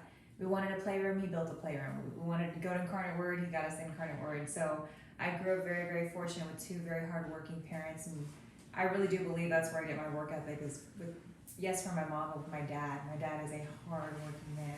Sometimes people think they use that as like a bad thing, right? Like it's a bad thing that you know you were raised with two parents and you had what you want. It doesn't necessarily make it a bad thing, right? Yeah. To me, I mean, that's what a family is supposed to be, right? But you know, some people, their circumstances aren't that, and you're lucky enough to live a great family life. And I met your dad a few times. He's a very fit guy, right? For being a dad, like he's a very fit guy. He's tatted up, right? Yes. Yeah, he's very what's the word? Intimidating, right? He's very intimidating. So funniest guy you'll ever meet. I'm sure glad Matt was 6'4" and not like 5'6" or 5'5", bro, because Nah, he's awesome. He was scary, bro. Yeah, he's strong too. Like I said, like I was telling Matt, you know, you guys are really big on social media. If you guys have never seen their social media, I think I have. Look up their Instagram right there, BunzNGunz Fit Couple. When you get a chance, check it out. Go through there, and again, you'll see the pictures that it looks like, oh, these guys, they just take pictures all day or do little video clips. Hey, I'm gonna go do this or I'm gonna go do that. I always watch them. Like, you know, Matt, what was your thing? Your morning thing? What's up, IG? All the time. If you don't say that, then people think there's something wrong with you. Yes. Let's start off with that. But you guys have really, really, really worked hard. And you guys are a 50-50 couple. I put in the thing there that you guys were we like to call in the business, right, a power couple. But I put in there a power couple does not. It's not even. I shouldn't even have put it because it doesn't even define who you guys. You guys are way way bigger than a power couple. You both believe in each other. And when I see like young people who are married, like I think that's something that's missing from a lot of relationships is that they don't believe in each other, right? For you to stop teaching and give up everything you know to go on to this business venture, right? And for you to say, hey, let's do it. Yeah. I mean, who does it? It's literally like holding hands and jumping off a cliff and saying, hey, hopefully there's some water at the bottom of this thing. But if not, we're gonna fall flat on our face. Yeah. Alexa, I really, really enjoyed watching both of y'all. Like I was telling Matt, I really enjoyed watching y'all both from the outside looking in. How old were you when this vision came to your head? If you don't mind me asking. 23. I was 23, so I graduated from Incarnate Word. I was sitting on my degree waiting tables miserably, and I was like, okay, this was not the plan. Like, I followed the path. You know, I went to school, I listened to what my parents wanted me to do, and here I am waiting tables at an Italian restaurant, like cutting bread, like getting shooed away, like this was not the plan. Like, I was like, where's the dream job I was with a 4-year degree? Yeah. I was like, at Incarnate Word, I was like, where's the dream job? Like, you know, and I tried a couple things. I tried substitute teaching. That was a no-go for me. I tried getting to the dental field. I'll never forget the first guy that opened his mouth. The dentist asked him, like, how long had it been since you'd done a cleaning? He said over 10 years. And I was like, this is not for me. I was like, no. Even with the mask? I was like, no way. So I tried a couple different things. I was like, you know, what am I passionate about? And I was just feeling so lost, no direction, feeling really just unhappy and disappointed that, you know, I had done all the things, and then here I was just miserably waiting tables. And he was passionate about what he was doing at the time. He was coaching and teaching, and so I was 23 years young, and I didn't know what I was passionate about, but sometimes I like to share this with people. Maybe you don't know what it is you want to do, but if you know enough of what you don't want to do, it can lead you to what you want to do or what's the next step. So for me, I gotta write that one down. That's a long one right there. Learn from the context. I didn't want to work a 9 to 5. I didn't want to have a cap to how much income I could make. I didn't want to have a boss. I didn't. That's a lot of didn't. I didn't want a job. I didn't want to work pretty much. So, you know, when it lined up all the things for me, when we were presented the opportunity, our amazing sponsors, you know, James had kept offering us an opportunity. And finally, I hit rock bottom and I said yes. I said, you know, we had never looked into the multi-level, you know, marketing industry, and I just was clueless to it all. But I was 23 and I finally just for the first time, I had a vision. I said, you know what, like, you know, I can work for time freedom. I can work to someday have no cap on what we make, and be able to, what we really wanted was to spend more time together. He was coaching and teaching, and I would get to see him like in the evenings, way late at night, and we'd have a little bit of time, and that was it. Go to sleep, wake up, and he'd be gone. And on weekends, I would work. I was waiting tables. So I'll never forget, every Sunday, he'd be on the couch watching football, and I would just be at the front door like, I'll see you later, you know, and I'd have to put on my apron, put on my, you know, tie and go into work. And I was like, this is not the life that I was meant to live. Like, there's no way I'm going to do this forever. Like, there's no way. So when we did start our business, you know, I had such a burning desire inside of me to work to, you know, quadruple what he was making. We came up with a number and we said, you know, when we make this amount, you can walk away from your job. And so once we had set that goal, I was like, I'm going to do whatever it takes to get him out of his job so we could, you know, have freedom together. You mentioned your dad quite a bit, right, in your upbringing. Mm-hmm. Can you think back to maybe a conversation that you had with your dad, and you know, when you and Matt were serious, where you like sat down? Can you remember saying to your dad, you know, we don't let Matt's going to leave his job, and I'm not going to wait tables anymore. We're going to do this shit serious. Can you remember that conversation? It was one of the hardest things, trying to share the vision that I had and that we had to my parents, because my mom was livid. I mean, she's like, you went to Incarnate Word not to go and do some business side hustle thing. She's like, no way. And my dad was just kind of speechless. My dad is not someone who's like, you know, no, that's more, my mom is more the one that tells me what she feels. My dad's kind of quiet about it, but behind closed doors, you know, both my parents were like, this is not good. It's like, I busted my ass to send you to Incarnate Word. They're like, what are and you you're coming doing? to me with what this? What are you doing? Like, and they were telling Matt, you need to like get her, you need to like tell her this is crazy. What is she doing? Her degree's gonna go to waste. And what I was so grateful for, and what I always tell people is, you know, how stubborn you are in some areas of your life. If you would just put that stubbornness into making it happen no matter what. And I grew up being extremely stubborn my entire life, like always went against what they told me to do. And so, you know, I just had a conversation with my mom, a couple this year, and she cried and she said, for the first time, you being stubborn was a miracle, because it's gotten you to where it's gotten you. Your family, our family does the business with us now. It's changed your brother's life, your sister's life. You know, my mom's doing the business with us. So she was like, I'm so grateful how stubborn you were making it happen. I'll say another thing that I've noticed from the outside looking in, and I'm real, right? This is the show, right? I'm real. You see beautiful Alexis up here smiling, you know, and she's telling, you know, some of her story, but I've seen you get mad. I've seen you be mean, not in a demeaning way. I've seen you mad and upset and mean because that's how much your business meant to you. Yeah. And I think that when you're the other end of the person that you're probably mad at or getting mad at, they don't understand that, right? It's hard to understand. Like, hey, you know, you're part of. It's just like anything. Like if you own, if you work at HEB and you know you're a cashier and you're not giving the customer any kind of courtesy, any kind of thing, like. The people that are in charge of you, they don't want that, right? Like this is what you do. This is what we pay you to do. So from the outside looking in, if there's people watching, like, no, I know Alexis, she could be really mean, but she's mean for a reason. Like this is her livelihood. This is her business, right? And she puts 100% into it. And if you fall underneath there, then you know nothing. Lisa, what do you call? She expects the same out of you that she would do. So I wanted to say that because it's something that I enjoyed.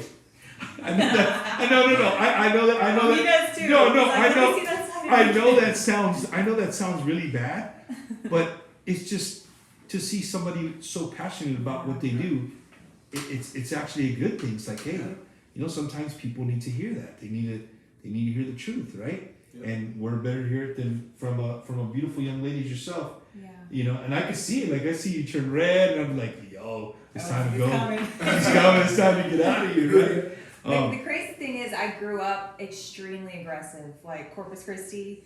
I mean, I can't tell you how many fights I got into, like fist fights. So Really? In school? many. I mean, countless amounts. Yeah. Like You were I that was girl on the just soccer field that pulled the girl's ponytails. Yes, yeah. And you know what I really learned about myself was, you know, sometimes we have so much passion and we use it in different forms. Mm-hmm. And I used it in anger. I used it in attack. I used it in an aggressive way. And same, just like I'm a big, you know, on energy. Whatever way you're shooting out that energy is like what you're going to create in your life. So when I just shifted the anger and the aggressiveness and the everyone's against me and I have to protect myself with the mean girl mentality that all girls are out to get me, Right. and I shifted it into a more passion of giving love, you know, breaking down the walls with myself and with other women. And just, you know, now, I mean, it's very rare. My husband's like, does that side of you still exist? Like, are you confrontational at all? And I'm a very black or white person. So it's taken work for No gray area. no gray area. So it's taken work for me to really, you know,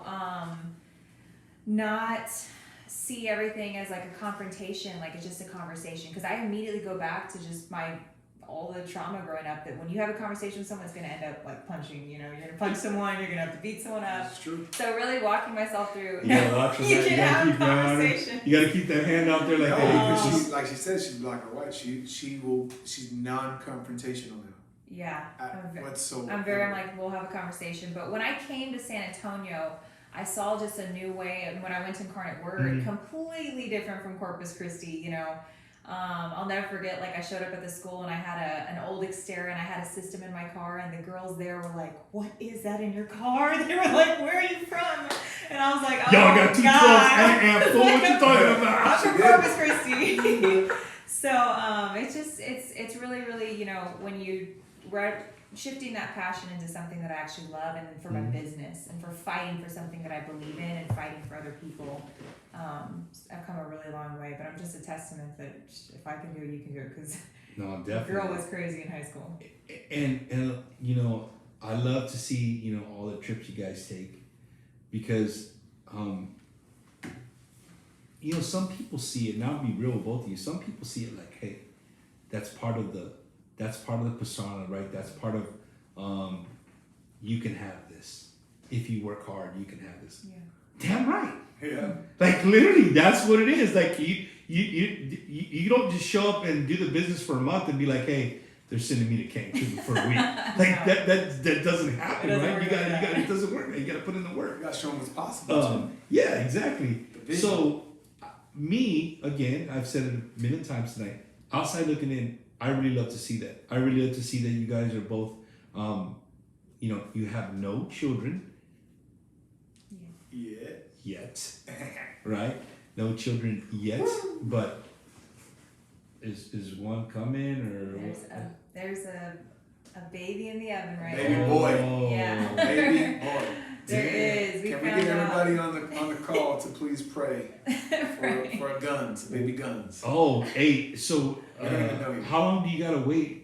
Dude, I don't even understand how this gender reveal work. Like, I see these videos and I see the parents, I'm like, well, the girl was inside the room when they did the sonogram, but I would assume that they don't look and they tell a friend or something and they don't know? Is that how it works? So or what? I guess it all depends on how soon you find out, but like they can do blood work now at a much earlier stage, like closer to the 12-week range instead of waiting 18 to 20 weeks, and you can have them tell you, and then they put it in an envelope. Not tell you, they put it in an envelope, and you give that envelope to someone that you want to hold on to, okay. and then you do the gender. Now I'm with it. Yeah, and at that stage, you can't really see the body parts just yet, I'm sure. I know y'all. What are do gonna I know? Y'all are gonna have a crazy gender reveal party. Oh, I thought Like- you were saying you're gonna have a girl. I'm like, don't you? No.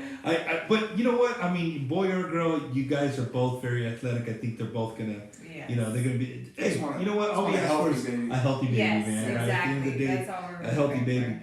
But I want to tell you, man, you go 100 miles an hour, both of you, and more towards you.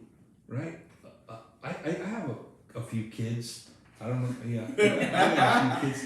So you guys are used to, and I'm not preaching to you, right? But I mean, you get so used to like, hey, babe, you want to go grab something to eat? Yeah. Oh, grab your purse. We're out the door, right? Dude, I'm telling you, that's like one of the first things that hit you, where you don't realize. We're like, hey, let's go get something to eat. You're like, okay, hold on. Let me get the baby's bag. I gotta make sure diapers. I got the wipes. I got the formula. I got the bottle. Make sure you got the purified water. Now you're walking out the door not only with your purse, right? You're walking the door with all these things, and if you don't have them, it's like you're uncomfortable. You have to. Yeah. That's what I'm saying. It's just like you guys getting up and going. It's gonna change. Yeah. You know what I mean? You guys go and do something now. You gotta find that babysitter. Who are you gonna trust to watch your baby? All these things are coming your way, and I'm sure you guys are both gonna knock it out of the park. But are you ready for that? That's where I was going with my question. Yeah. So you going 100 miles an hour? Do you think that you're ready for that slowdown? Well, it's actually kind of crazy that COVID happened when it did, and just the way that our business. We have so many incredible leaders in our business, and like we've pretty much this last year really soaked up some time freedom and been, especially with COVID and not going anywhere, and like really got in touch with just stillness. Because Matt and I are the type of people that are 100 miles per hour, go somewhere, do something, this, that. And so when COVID happened, I'll never forget, it was our first time really like battling through, because when you're in the grind and you're building your business, you can't relax. You can't, you know what I mean? And that's something we battled with for so long, is actually soaking up what we worked for and relaxing and slowing down. Okay, we got that. Now we're gonna go do this. We got that. Now we're gonna do this. That's how it is. Like, On to the we're next. sitting on the couch right now. We shouldn't be doing this. Like, we shouldn't. And there's, in the beginning stages, well, hell no, you shouldn't be sitting on the couch. You should be working your butt off. Yeah. But in this stage that we're in, to actually soak up what we've earned and not feel bad and feel guilt about enjoying it. So through COVID and 2020, I feel like that really for us was beautiful, because we really got to like slow down and soak it up, and then boom, we're hit with a baby. So it's almost like we got to practice slowing down. You slow down too much, man. Yeah, we slowed down too much. Actually, I wasn't slowing down. We were busy doing some other stuff. At quarantine. Man. Well, here we are. You know what? So you know what happened in 2020? You are having a COVID. You are a COVID baby. You're having a COVID We baby. conceived on my birthday. On his birthday night. November 25th. Damn. Or right in that time frame, because they say you never know when actually fertilize. But yeah, it was a chicken and pickle baby. There you go. Yeah, Chicken and chicken. pickle. Playing a little pickleball. Yes. Exactly. So, Matt and I have actually, we keep it real. We like say what we're gonna miss when we do have kids, and that was one thing we talked about. We said, the biggest thing is that it's no longer just convenient to up and leave and be like, hey, babe, let's go do this. We're gonna miss that, but it's gonna make it. We've talked about it making it more special when we do have a babysitter, or we do take a trip together without the kiddos. Just really enjoying that time we get together. But I like people say you'll never be ready. I don't know. I'm definitely. It's been fun? House hunting. House hunting. That's hitting the thing now. That's your next your next thing.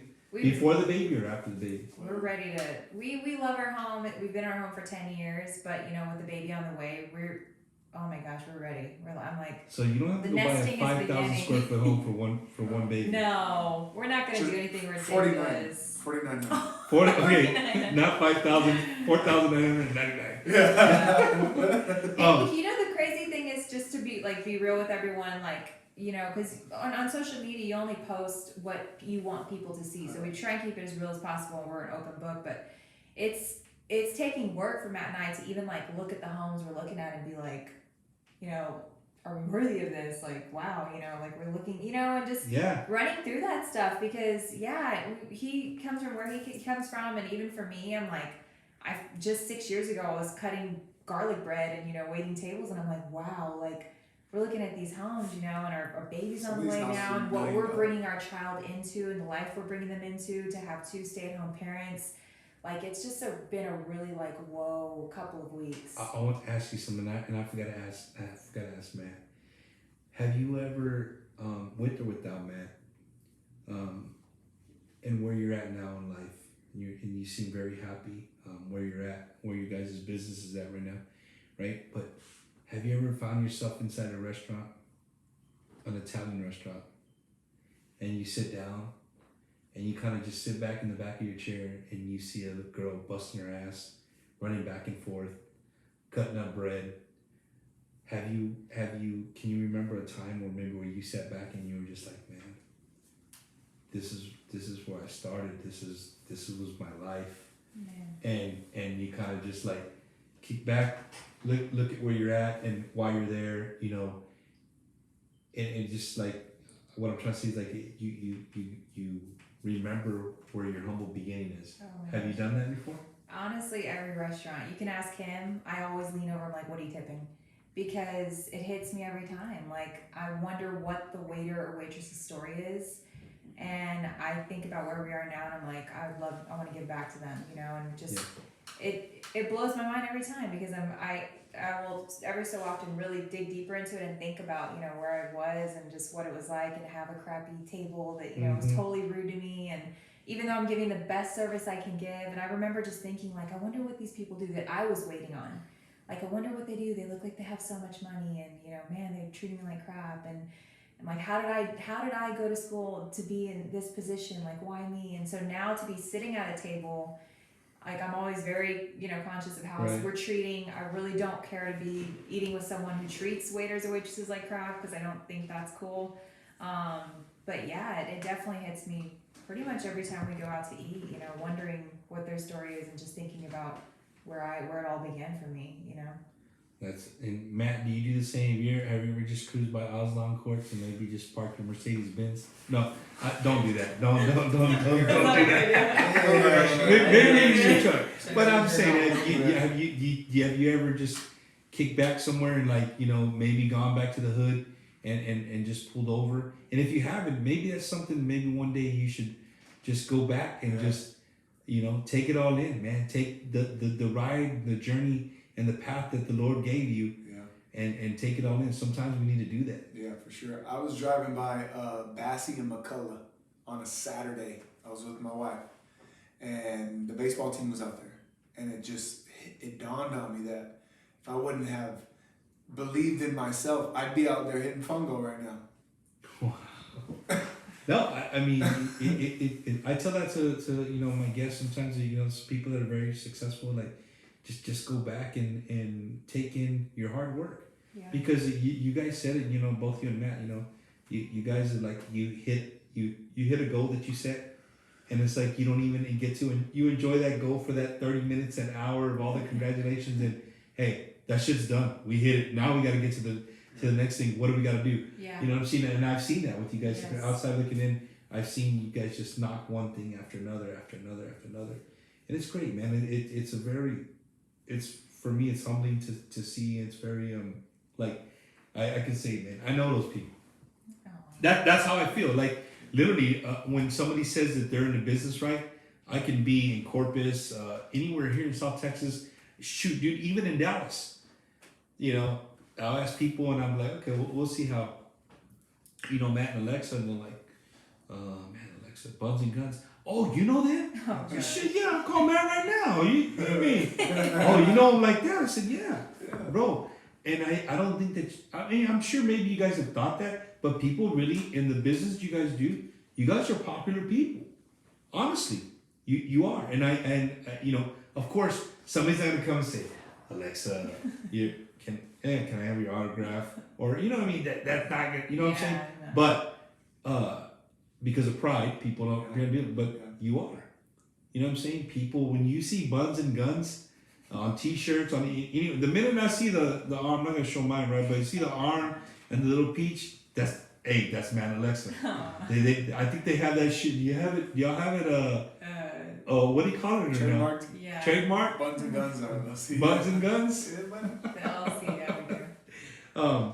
So here is that's your yes. Right. So again, there's your Instagram. You guys can follow her. They always have great stuff. If you just like to follow their stories. Matt can be funny. He just created one. His is in our bio. You can follow Matt in our bio. Man, do y'all do TikTok? I just started. Just Like, are you doing the started. TikToks or you just? I haven't done the dances yet, but I'm doing like the voiceovers. I like to do that. those are fun. Yes. She got some good ones. She's putting me in the mix too. So Yeah? It's been fun. Dude, I can TikTok all day. Like, I don't do the dances, but I It's can watch the. addicting. Yes, It's it is very addicting. addicting, man. It's funny. Alexa, if before I get you off the microphone, I'm gonna ask you, and then I'll have Matt come back, and I'll ask him before we wrap it up. But I wanted to. I ask all my guests this. If I was to take you and say, Bunz, come on, you're gonna go talk to a room of 15 to 25-year-olds, right? That age bracket, boys and girls. What would your in the world that we live in today, and take in consideration everything, the country, the way the country is now, you can take whatever you want in consideration. Your answer could be short, it could be long. What would be your message to them? Great question. I would say figure out what their vision is for themselves and their world, the family, what's their vision.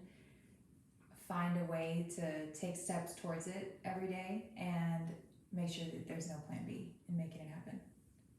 Yeah, no plan B. Absolutely no plan B. Make your plan, stick to it, get to it. Yeah. That's cool.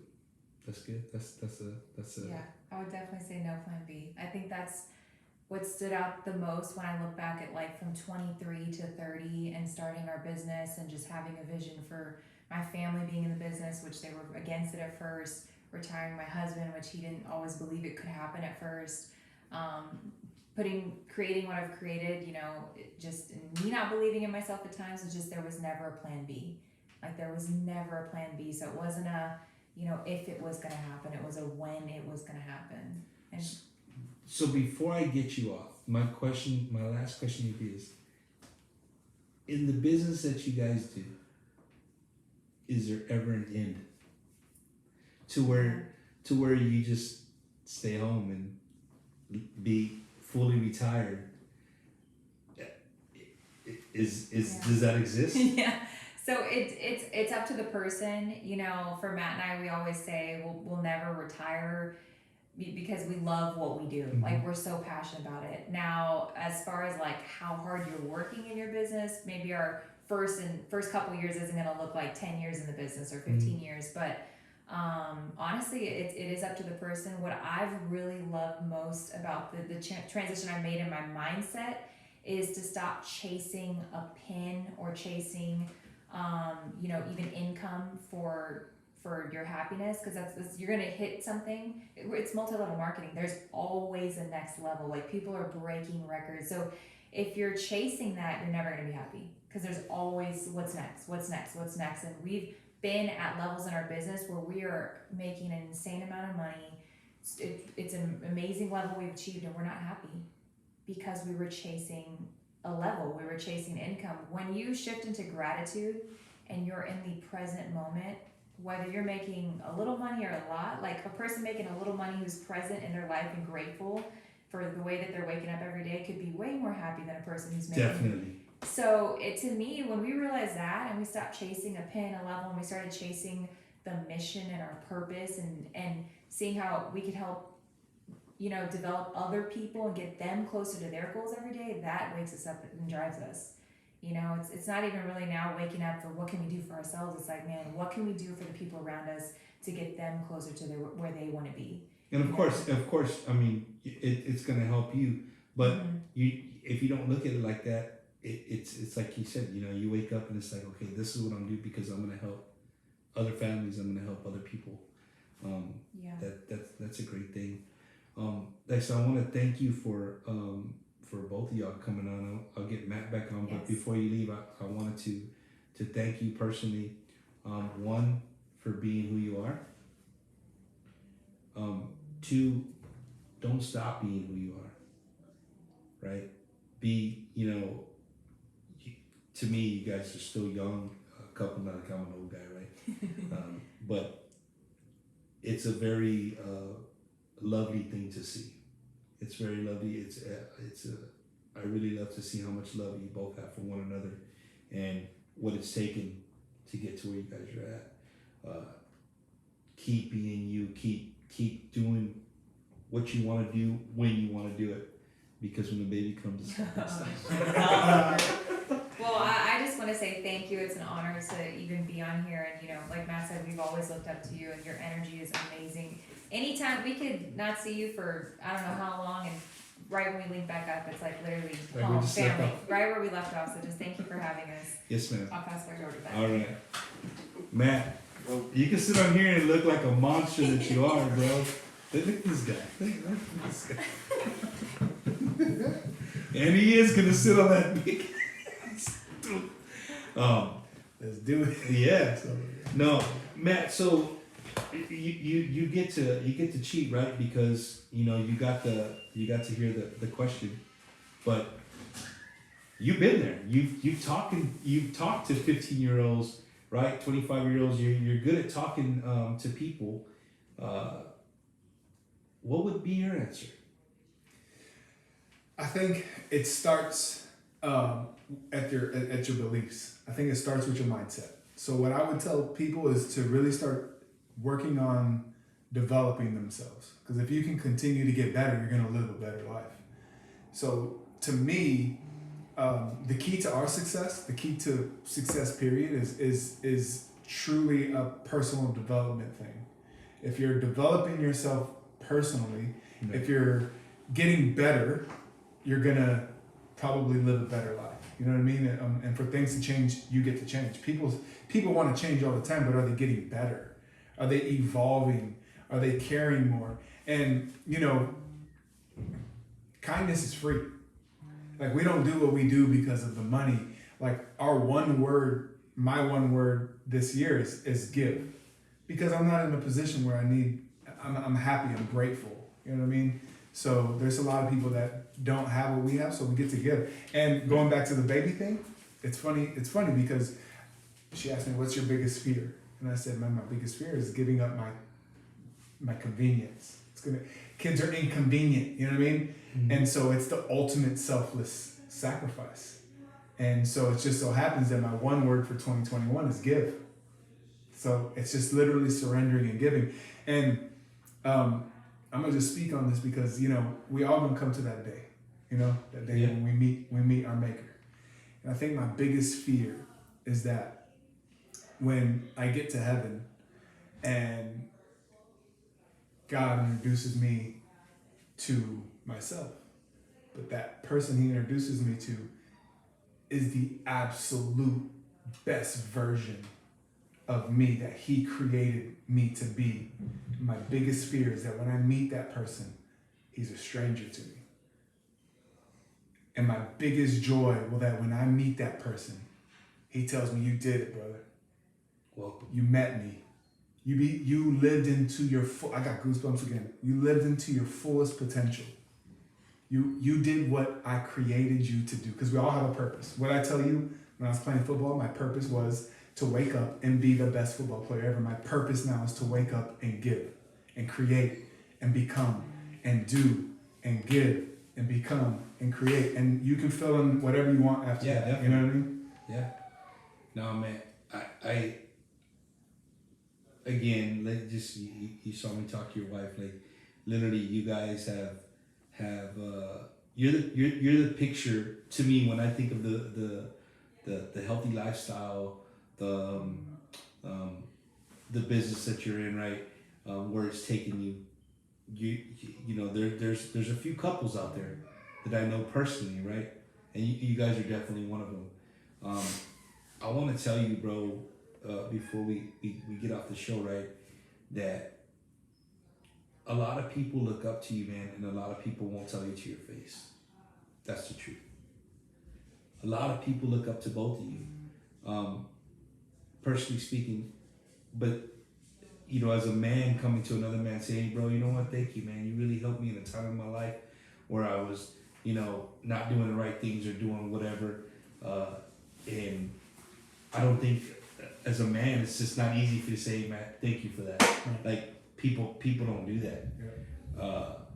You know, we got Frank in the audience. You know, Tank. You know, he always told me that. You know what I'm saying? Like you're real. You're a real person. You're not a robot. You're not this. You know, picture on Instagram. You're a real person. You have real feelings. You know, and that's what I loved about you the most, bro. Is that you're just so real with everybody. You know what I mean? It didn't matter if you knew me for 1 hour or you know me for 5 years, right? Yeah.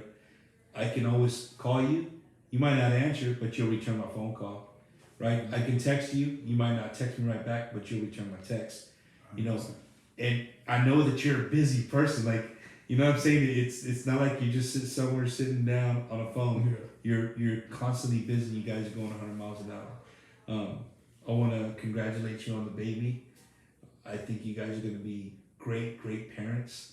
And I'm really honestly looking forward to the baby growing up on social media. Yeah, you about to. I don't know if some parents are like that. I'm not gonna do it, but you know, with Jacob, a lot of people have seen my son. He's the baby. Yeah. They seen him grow up on social media, and then when they do run into, it's like, yo, this is Jacob. Like I've seen him since he was a baby. Now here he is at 6 years old. But I really want you. Just like I told Bunz, is keep being you, bro. Keep being the real Matt, and faithful to what you believe in, right? Because your path, you haven't veered from it. You've set this path for you, and you're on it, and nobody's gonna knock you off that goddamn sidewalk. You know what I'm saying? Yeah. You're an epitome to what I think men should be, and not talking and to the viewers. I'm not talking just fitness. Just talking about making goals for yourself, regardless of what they are. If they're to lose weight, if they're to save money, if they're just to be, you know, tell my wife I love her more, or whatever it is, right? Yeah. You've done it. I hope to see you, bro, like on even a bigger stage one day, so I can say, hey, you know what? I know that guy.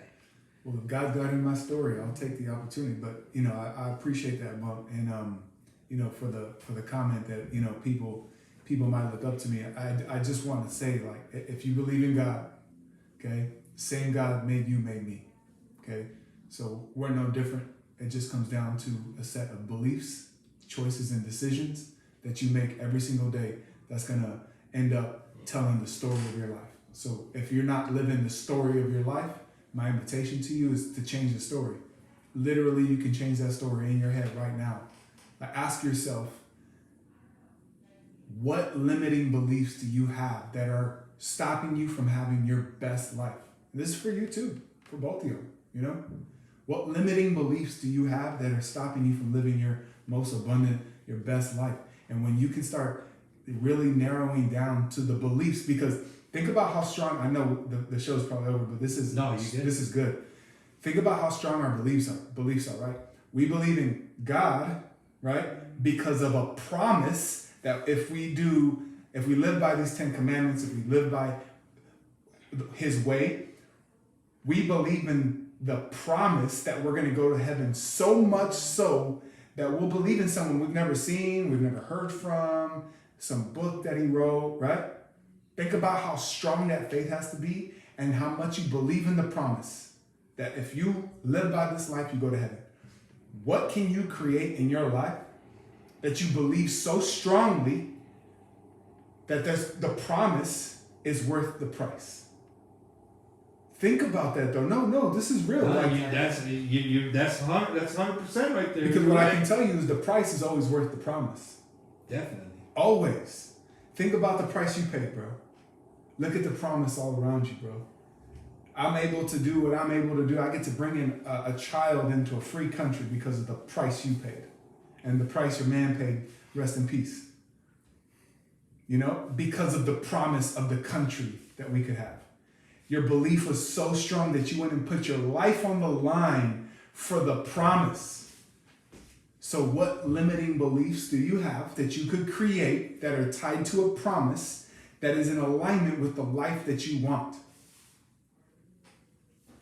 Maybe it's like, whoa, I'm too hard to believe or to cry or to think like that or tell my wife I love her every day. I'm too hard for that. Well, that's a limiting belief. I'll never believe I'll be successful. That's a limiting belief. Well, I never came from nothing, so I ain't gonna be nothing. That's a limiting belief. And I say, damn that.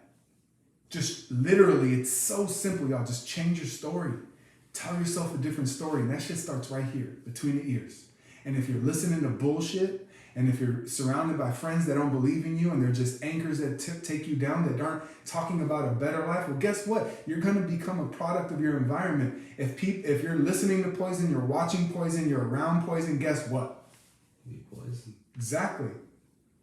So take a look at your circumstances. Take a look at, the things you listen to, the things you watch, your friends you surround yourself with, and start feeding yourself more positivity, and well, guess what happens eventually? More positivity comes out, more goodness comes out. I mean, I need to listen to you. Like, I need to be more positive because,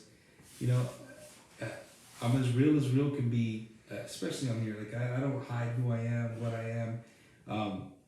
I can be a very negative person. That's the truth, and that's what I miss about the old fit camps, bro. Because no matter, I used to say this all the time when I would get talked to, get picked to speak, Yeah. right? The hardest part was just getting there, right? The hardest part was just showing up. But it was great because once you were there, all your cares in the world, all your worries in the world are all gone, right? You're just in that moment, right? But if we, like you were saying, though, we can take that and incorporate it in all of our life. Yep. And you want to know something about negative? Negative is natural. It takes work to be positive, and people get lazy inside of the mental work. Because to be honest with you, Frank knows he worked concrete. It's hard, but he's gonna go out and do it. But you know what's harder? Changing your circle of influence, changing your friends. If they're not good for you, it's really hard to walk away from the homies, and you know for a fact that they're not good for you. But you stay around because negative is natural. Negative is comfortable. Negative is oh, this is gonna be good. Negative. You were preaching. You give a preacher right. You about to get one? Negative and average is like a vaccine. It comes on slow. It numbs you. Next thing you know, you're living this average life. You're living this negative life, and you look up and you're 65 years old. You're like, shit. I should have done this. I could have. Shoulda, woulda, coulda. Exactly. You go and talk to old people at an old folks home, they're going to tell you, they would have, if they could go back and do it all over again, they would have taken more chances. They would have done this or done that. Well, shit, don't be that person where you're laying in that bed having regrets. I mean, life is a moment to moment every single day. You get to choose to be happy because isn't that what we all want? Happiness, right? Yeah. Because what is it? We want the better car. We want the big house. We want to make a bunch of money. Why? Because we think that shit makes us happy. But in reality, everything you already have is everything you need. True. And we chase this happiness when truly happiness is a choice. I was poor as shit. All my friends had video games, and I would be sitting there twiddling my thumbs, happy as hell. Happy, cause I didn't know no better. Yeah, you didn't know what it was to have and Have not. or not have. Yeah.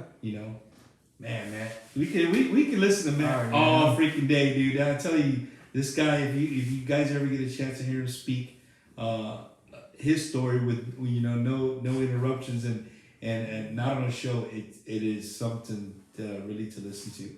But Matt, thank you, man. Thank you so much for giving me your 2 hours. I know you guys in the busy life that y'all have, 2 hours is a lifetime. I was gonna get mama home and feed her. Yeah, so the fact that you guys came over to the studio and got to hang out with me, I greatly appreciate it. And like I said, man, keep being you, bro. Keep doing you, and don't give a shit about what anybody thinks about you, what anybody says. Maintain your happiness, and we look, like I said, I really look forward to seeing the baby grow up on social media. I need everybody to real quick say a prayer for a boy, okay? I need all y'all's help. I need y'all to just say go talk to the curandera and tell her we need a boy, rub an egg, light a candle, Wow, this guy just said Come on, that up. son. Hey, those of you who are tuning in from on Matt's page or whatever, if that's my YouTube name right there, Bumper Gomez. You can look it up. All the shows that we do Facebook Live, I post them up to the YouTube channel. You can go back and watch them whenever you want. Just go to the page, like it, subscribe it, share it. I greatly appreciate it. Try to get to 1,000. Once I get to 1,000, I'm gonna move this platform over to YouTube and hopefully make it a lot bigger than what it is now. Again, Matt, thank you. Alexa, she's over there probably chit chatting with Maria. Yeah. Thank you guys for showing up. Frank, thanks for being in the audience, kind of. Love you. Hey guys, thank you guys for tuning in to a freaking another great episode. I am ready for the weekend. Super Bowl weekend is upon us. Yep. So before you go, Matt, who do you got? Chiefs or Bucks? Listen, here's what I need everybody to understand. You are witnessing the greatest quarterback to ever play the game. For those of you that are about 30, I'm 36. You're what? I'm gonna be 45 next week. Yeah, we're 45. If you're our age, you understand that we've been able to watch legends. We grew up in Jordan's era, Kobe, LeBron, and Tom Brady. Nobody will ever reach 10 Super Bowls again. Nobody in the history of mankind will ever go to 10 Super Bowls and have a chance at winning 7. So what we're watching is once in a lifetime. So I would like Tom Brady to go out a champion. I say the same thing, but I don't think he's going out. Win or lose, he's coming back. Gronk coming back. He's coming back. I'm gonna say for the viewers, I'm pulling for the Tampa Bay Buccaneers. My wife's from Tampa. I love the Bucks back in the day when I lived in Tampa. Trent Dilfer, Warren Sapp, John Lynch, Chidi Hanatu, Mike Allstott, Mark Dunn. Those days, I love the Bucks. Yeah. I'm rooting for them. I hate Tom Brady. I can't stand Tom Brady. But I'm also, I love the game. Yeah. And I will tell you that I will admit that he is the greatest quarterback of all time if he wins the Super Bowl on Sunday. If he can pull that off, that's crazy.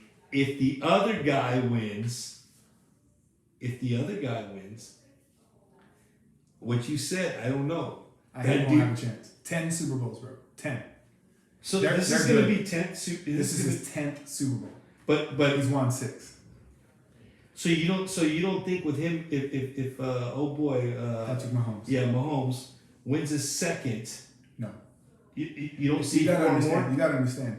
While Tom Brady was in New England, there were coaching changes. There were guys getting drafted and traded. There's a lot of variables for them to stay how great they were. Man, if they get rid of Tom they're Brady, the Spurs. They were the Spurs of the NFL. Yeah. You know what I mean? To me, that's what the Patriots are. Like their organization, they're very quiet.